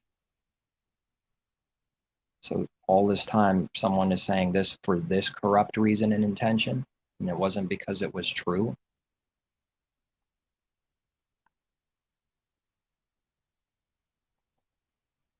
You think this is wicked and stupid to believe in the Creator speaking to us, Messiah speaking to us, like we read over and over again?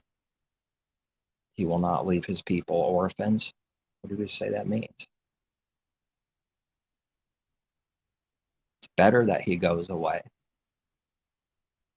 This is good, so that he doesn't go away. Well, there's a contradiction with letters.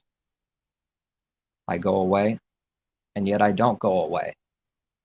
That's a perfect contradiction with the letters. And there is no contradiction in reality with what it means. How do they get away with saying the Bible does not contradict? Because when they say that, they mean carnal contradictions. That's what they mean with the letters. They can't explain all of them away. They can't explain most of them away.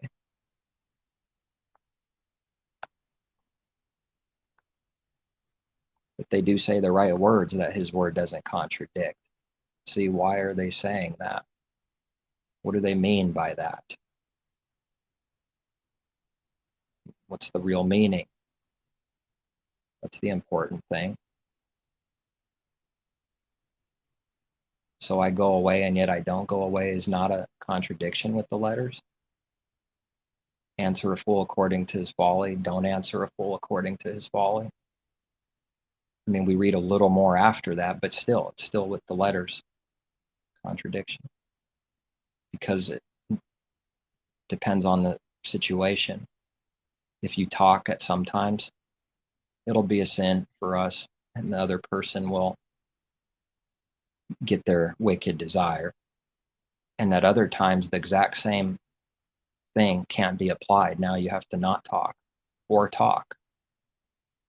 How do you know which one to do? You can't write this down in a book and say, this is what you always do. That's a guaranteed sin. It's a guaranteed sin.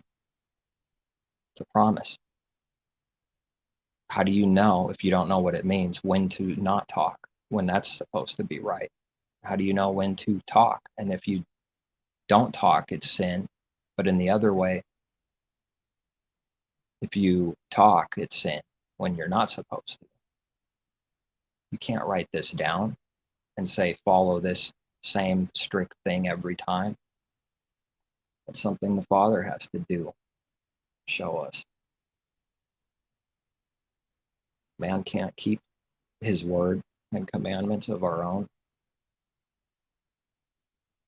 He literally can't do that in the heart.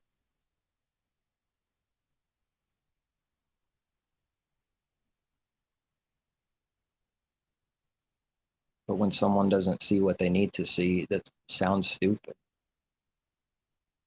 to say we can't do something that we read. Well, I know it's true. Over and over, he proves it. I mean, the more time goes on, the more he proves it to me that you can't do it yourself. Can't understand it yourself, can't do it yourself.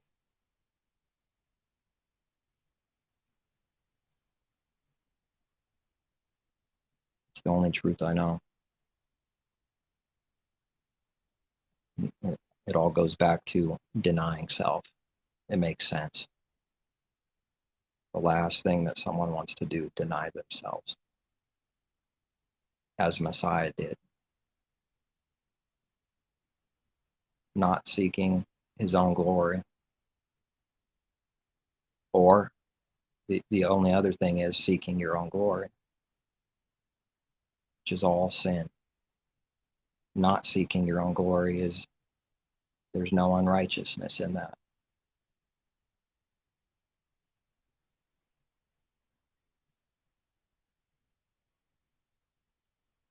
These are pretty big promises now and to come.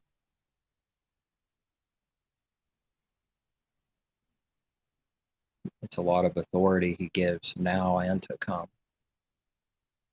for his people.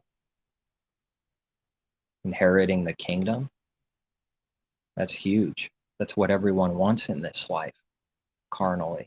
The unbelievers, they want the kingdom carnally. Yeah, there's only one way to receive the kingdom, is denying self and obeying the Creator and his will for them every day to the end. But those that want to be kings now, they have their reward in the full. The Messiah says they have their reward. There it is. You want to be a king, now you're a king. And it's under a curse. It's under death, confusion, foolishness. It's bad now, and it must be bad to come. For believers that deny this carnal thing to be a king now, like Messiah did. He's a king, but not carnal king, not seeking the world, not of the world king now.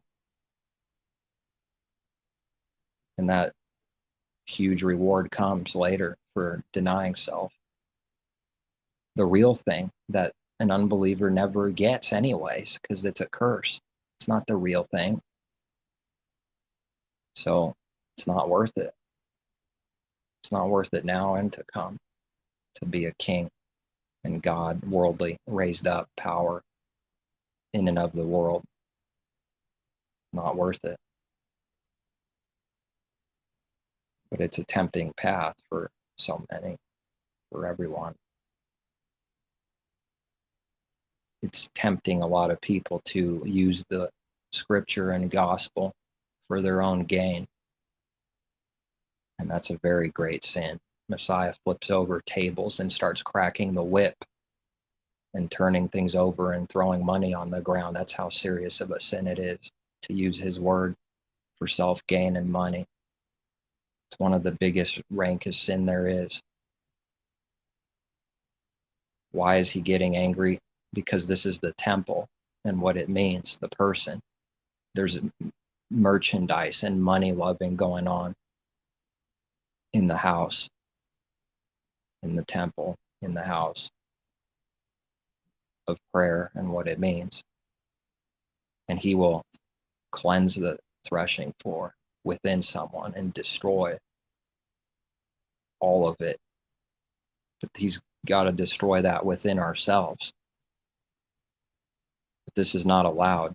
So you can't be doing this. It's not allowed in the kingdom now. Starting now already.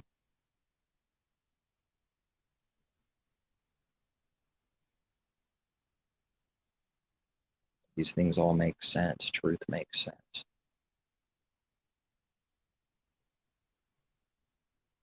It must have made him look pretty bad to do that, to get angry. Be angry and sin not. It's not to teach to always be angry as often as you can. If someone's going to be angry, sin not. Because man's anger is always sin without his power. We don't see a way how to do that without sin until he shows us.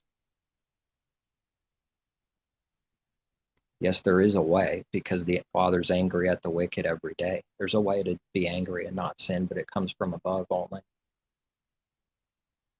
Can't be taught by man. It comes from above. It comes from receiving from him. The world won't believe you if you get angry and it was righteous and not good and not sin. They won't believe you. Can't. It's going to be sin. It's going to be counted for sin. As it was Messiah, they kept their word on him. They'll keep their word on you, on us. An example on that is like Herod keeping his word for his own image sake. He's a slave to the woman's command of something he didn't even want to do, cut John's head off. But he kept his word for evil. Can't do that for good, but kept his word for evil. They'll keep their word on you, even if that means your head or my head. They'll keep their word because they kept their word for Messiah. So they also, his people, oh, they'll keep it for sure for evil. And nobody's escaping it unless the Father makes an escape route. Then there's nothing the enemy can do when the Father does this. By whatever means, someone will escape the danger and prison, whatever it is, spiritually, physically. He'll make a way out and prove his power. I wonder how much he has to prove that in us still. And be a testimony to people, even dignitaries, powerful, worldly people.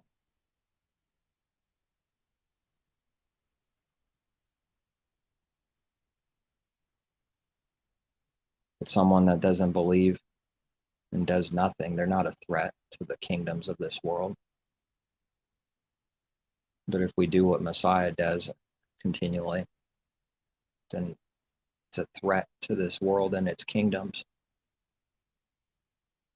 Of course, we don't do anything to be a threat. It's just that if we do what's right, it will be.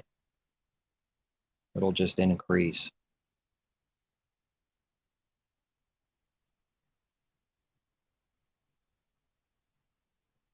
The Father has to build a kingdom while this time is passing, his people, just like it was built with Abraham naturally, from the seed of Abraham naturally. Now he's building a kingdom to come, that is now and to come, that will be able to do what Jerusalem never did, never could.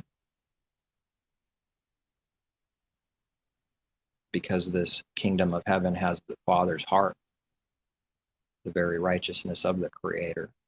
Now it can do what Jerusalem never did, to come.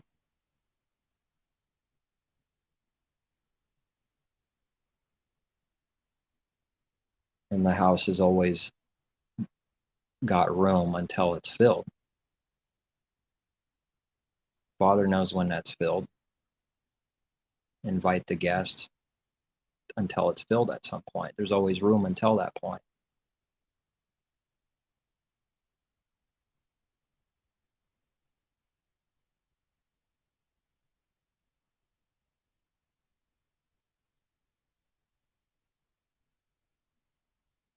The invitation, the marriage supper of the Lamb, like we read, that's for believers now, for things to come. Supposed to be doing the Creator's works, whatever he says to do. If someone's 5, then they can do what a 5-year-old does, and this is good. If they're 3, then 3, and if they're 50, then do what a 50-year-old does.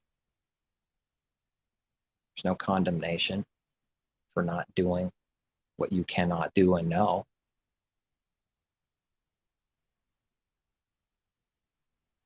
And yet there's no excuse to go backwards either at the same time. How can a carnal man do what the kingdom needs to do when he's partial, full of wrath, hatred, murder in the heart, adultery, envy?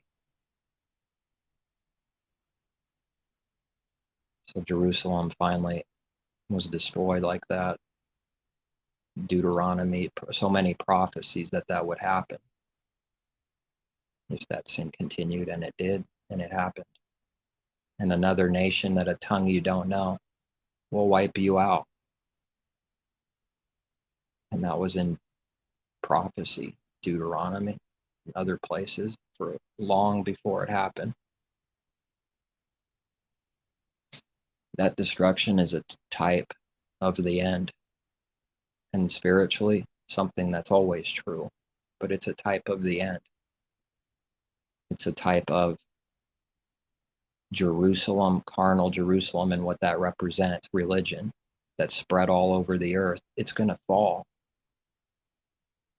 someday, just like that temple fell and every stone not laying on another fell. These abominations spread all over the earth, but they're being set up just so they can fall. I wonder how big of an earthquake that will take. Every temple must fall that was false. Religion. Can't build yourself, can't build ourselves. It represents the person. You are the temple. So everything was fulfilled in a sense as a type of the second fulfillment. That's how it's understood. And these things were always true, spiritual things, always true. Mark of the beast, everything, always true. First the natural fulfillment, then the spiritual. They defiled the temple, and the temple fell. It already happened, but it's been happening spiritually every day.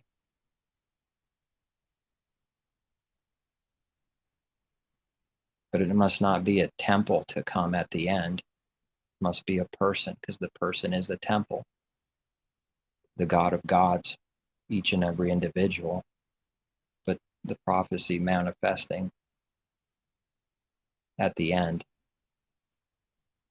and just forcing everyone to believe in the devil is what it must seem to come down to at whatever the end is. But these things always were true. That's what man wants to rule the world so badly. The God of gods, the false Messiah, the God-man, the greatest blasphemy and pride as man being the creator, God, Elohim. It's the devil, right from the beginning to the end. You shall be as gods. You shall be like God, Elohim, in your own mind and heart.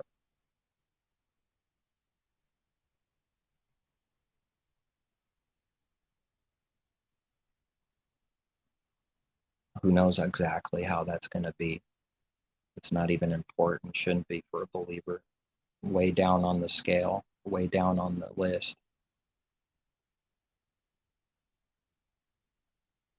The disciples knew that their end, that at that time Messiah wasn't coming. They knew. I think most of them would have known.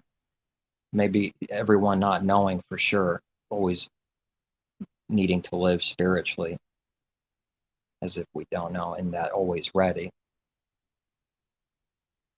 And it didn't stop them from doing good.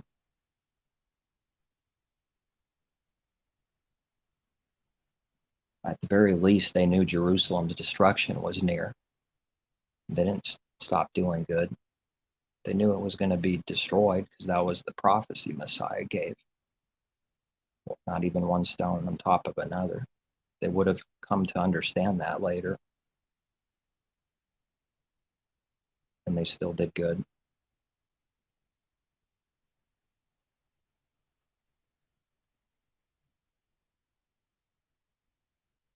I wouldn't know what revelation would have been given to someone back then on how much time would pass. I don't know.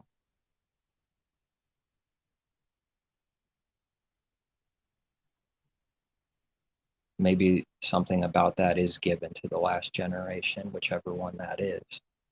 That's not given in the same way to those before. It may be so. Because giving us something that's true is never sin from the Father. If it's true, it's just true. And if it wasn't true, it wouldn't be any sin not to reveal it. And he's the creator. He determines everything anyways. A lot of signs, though. Insane signs. It's what people are talking about constantly. It's a trap to not do the Father's will, to constantly talk about it and worry about it. It's a massive trap. It's not doing anybody good that's stuck in that.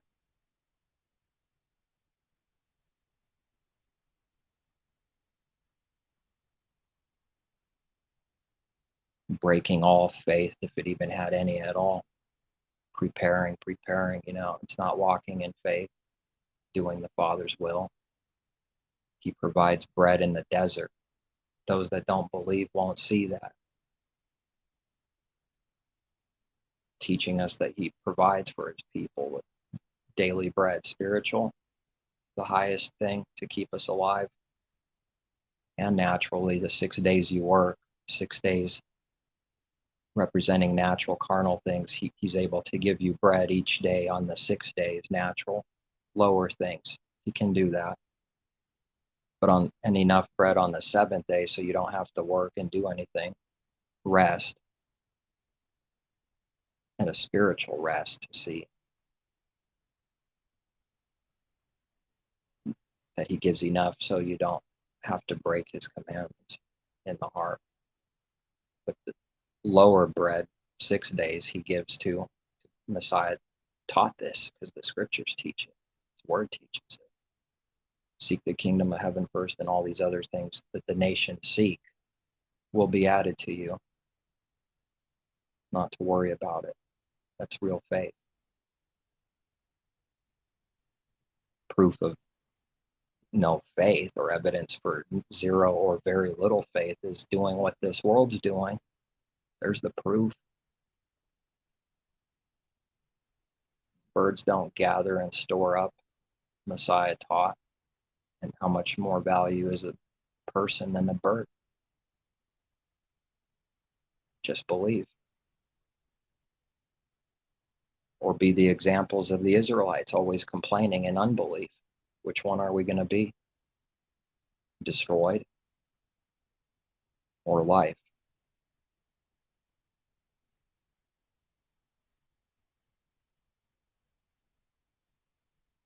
Not looking so good in the desert. This is hard. Complaining. You learn from that not to do, and he provides.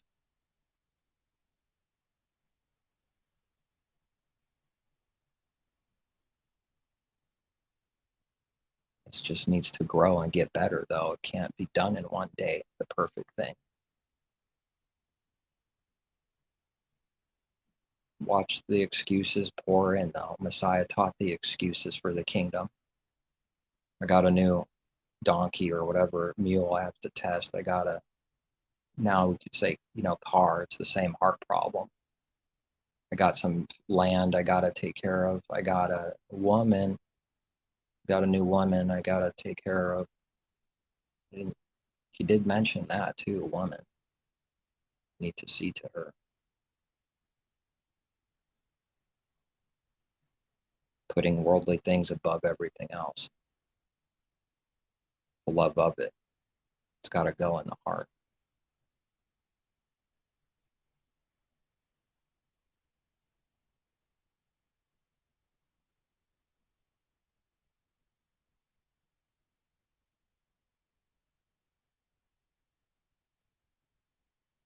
And the more we do whatever is true and right, the more offensive it is, because it exposes those that don't believe.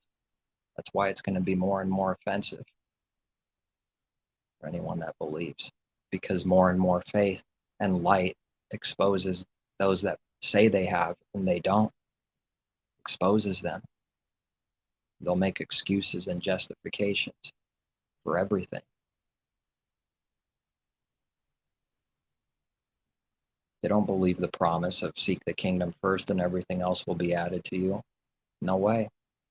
The works prove it already. If they were to see that in their life, you're done. We're done. They'll murder.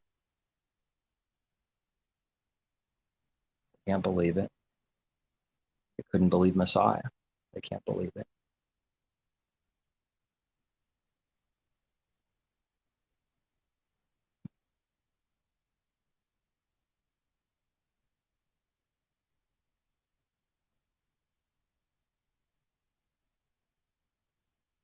I think that's it. Everyone has to seek out the Creator's will themselves for what's right today, now, or tonight, now, and for the next day, do the same. Just like one day, daily bread, one day at a time. Spiritual bread and even the literal bread, literal food. Give us this day our daily bread. Bless the hands that prepare it. Just talking about natural food only. Don't work for the food that gets corrupted. Maybe they don't want to mention these words of Messiah, commands of Messiah. Quite a few commands for us to learn and do. Lots of words. Don't work for the bread that gets corrupted, that rots, perishes. Work for the true bread, the true wages from above.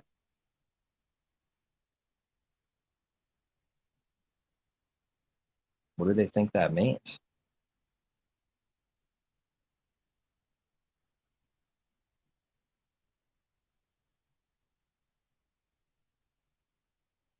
People work for their bread. Messiah said not to. Give me a break.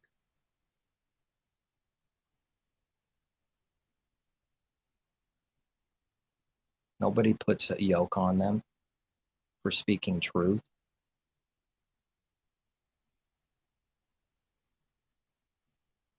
We read these words. Is that a heavy yoke and burden Messiah is doing? No. It's all seen through growth. You just do whatever you can at the present time. But I wonder what the perfect thing looks like, though, that it has to become. You don't command anyone to do any literal thing in one day. That's insanity. That's the heavy yoke and bondage. How does someone know what the Father's will is for them if they don't do the Father's will and hear from him? How would they know? Just say what the church world does. My Bible says so. I do what my heart desires and then find the right verse to justify it. That's how that works.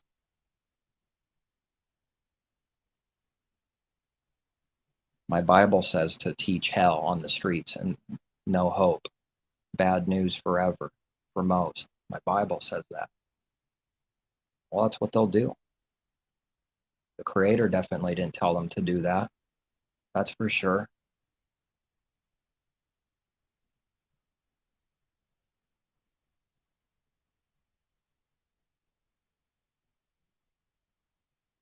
It's a masquerade. Makes it look like the truth by saying the Bible told me so and finding a sneaky way of saying this verse told me to do that. That's not doing the Father's will at all. It's not hearing from the Father at all, reading letters and then trying to do it. It's rebellion. It's not denying self at all. It's not sacrificing the true sacrifice. It's doing it for self-gain. It's getting more and more worship and money and praise. There's no sacrifice. It's a wicked sacrifice. Sacrifices its family for evil and then calls that good. Put a lot of sacrifice to make millions of dollars bouncing a ball. And that's why my woman slept with 10 other guys while I was gone. I sacrificed my family. I did good. Liars.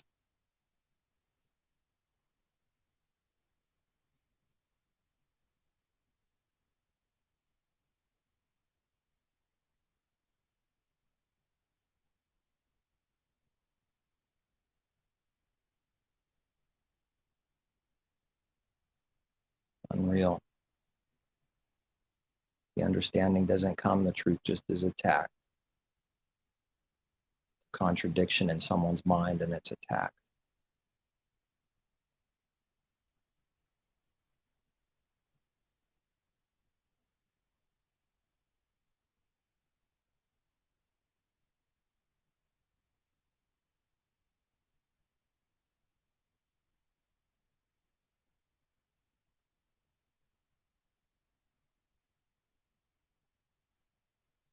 No one will ever see the words come alive, all the different things for those that don't believe to do the Father's will. They'll never see it now.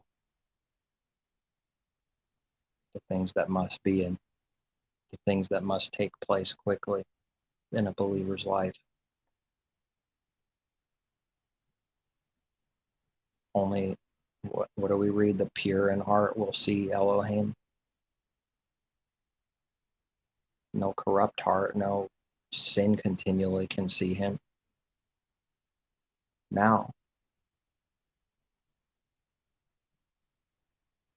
Messiah could see the Father in spirit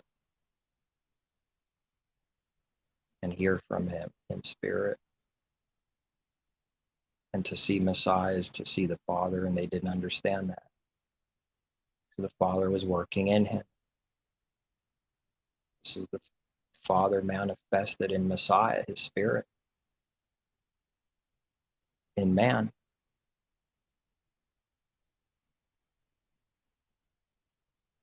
They didn't believe it. How could they believe that? Because it exposes their corruption, their greed, their lack of faith. Exposes all of it.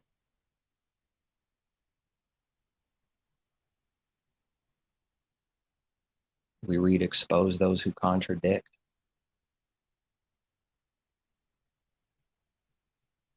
People are going to try to say, what? You can't do that to protect some kind of sin. So there's no good way of doing that, they say. Even we read it directly. What does light do? It only exposes what's dark. constantly.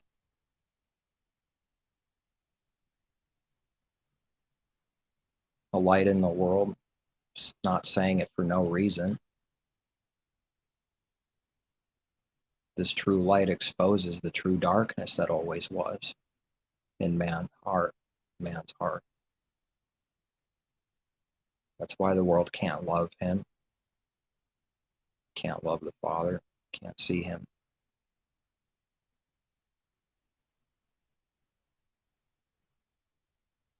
If we pray for the world the exact same prayer for believers, we just prayed for all sin to happen.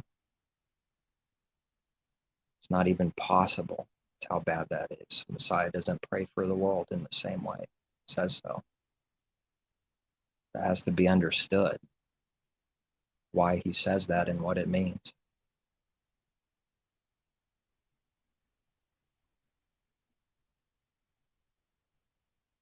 Even saying further, I only pray for those that you've given me.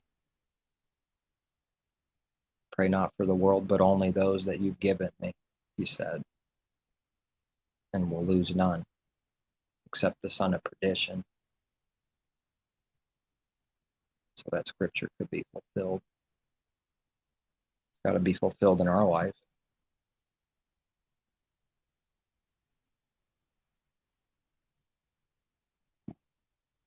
What do they say? He fulfilled the law so we don't have to. The perfect backwards everything.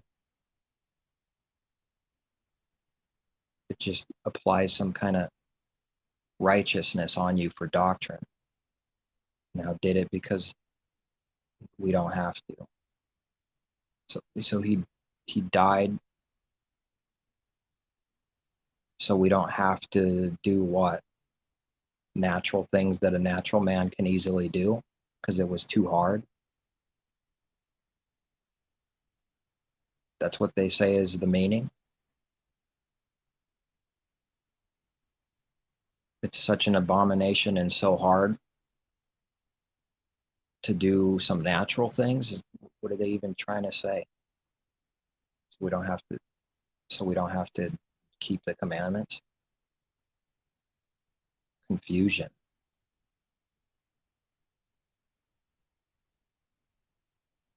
So that we can keep them. Condemning the flesh, condemning the old man, nailing it to the stake.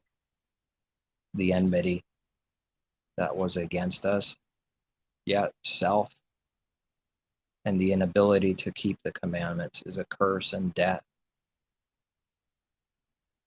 Messiah says, if you want life, keep the commandments.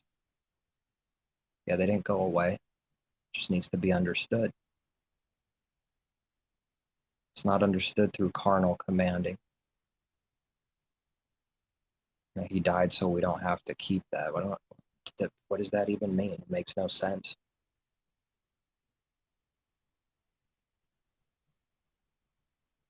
It's all over the place. It contradicts itself. It's always moving. It's doctrines. On one side, the law was disappeared, and then they talk about keeping the commandments on the other side. Some serious confusion. The apostle did away with the commandment, with the law, except for keeping the commandments. I saw that in a video, in a Jesus movie. One contradiction after another.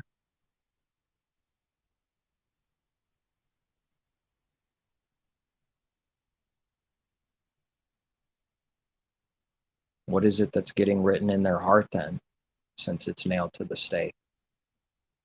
Definitely not the commandments written in the heart.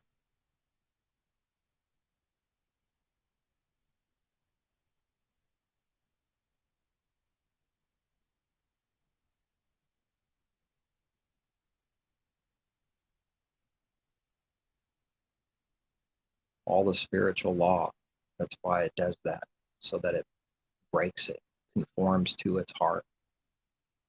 Do murder, do lie, do adultery, do envy, do have many gods, do have idols in the heart, do all that. That's why we nail it to the stake.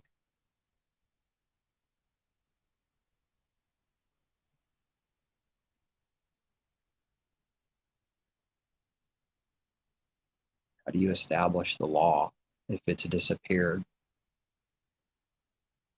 Literally gone. The apostle says establish the law. We do away with it? No.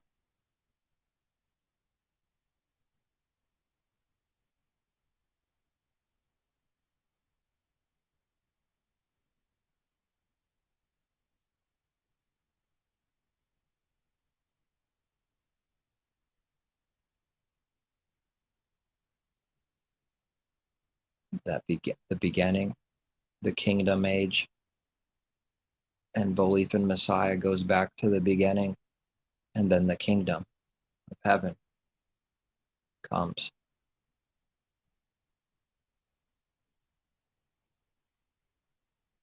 Even though it is here for anyone that believes, the kingdom is within, but then the kingdom comes. It's like a circle, and there's three major ages, three like giant ages: the beginning, the kingdom age, then going back to the beginning, the end. The third thing is one with the first. The beginning and the end are one, which like completes the circle.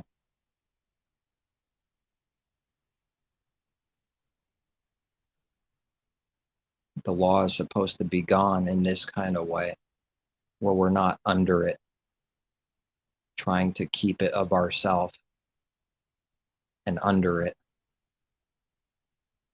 but just believing. That's it. Walking in the Spirit, and He shows us how to keep it. In that way, it's gone through that understanding, not literally gone. Messiah talks about Abraham. If you were of Abraham, you would do the works of Abraham. So he's saying they're not from Abraham. He's teaching the spiritual seed of Abraham now, because he first said that they were children of Abraham.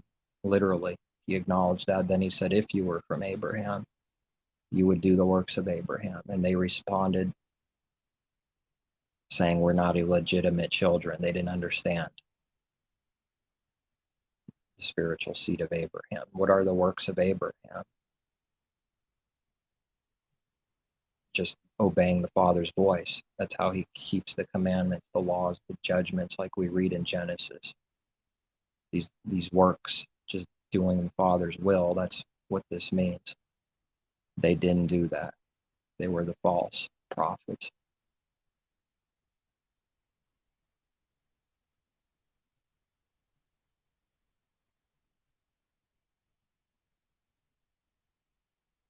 Just when it gets real bad, something appears. There's the, what is it, sheep or ram or whatever it was that appears.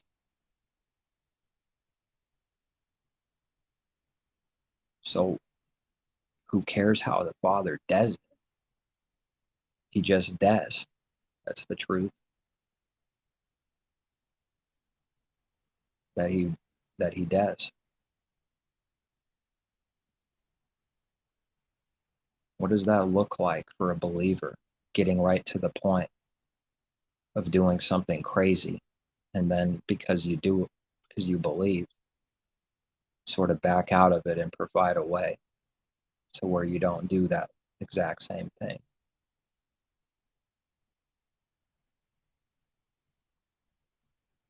Each one has to find out themselves. That's the truth. Otherwise, they'll never know. They have to experience it.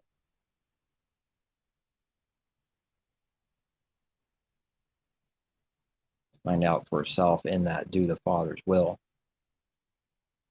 They have to find out for themselves. All right, I think that's all I got. You know.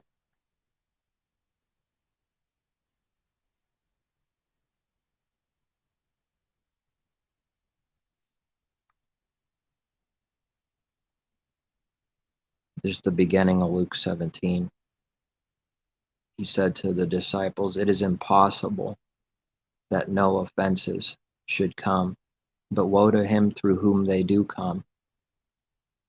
It's a hard truth right there.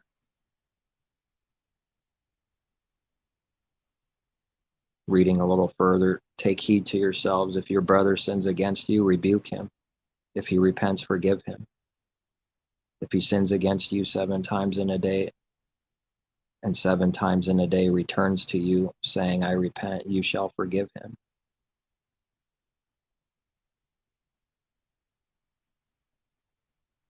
I think I'm just going to read one place in John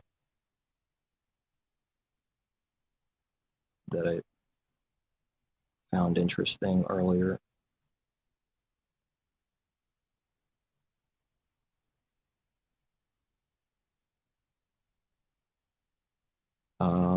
Sorry, I'm trying to find it.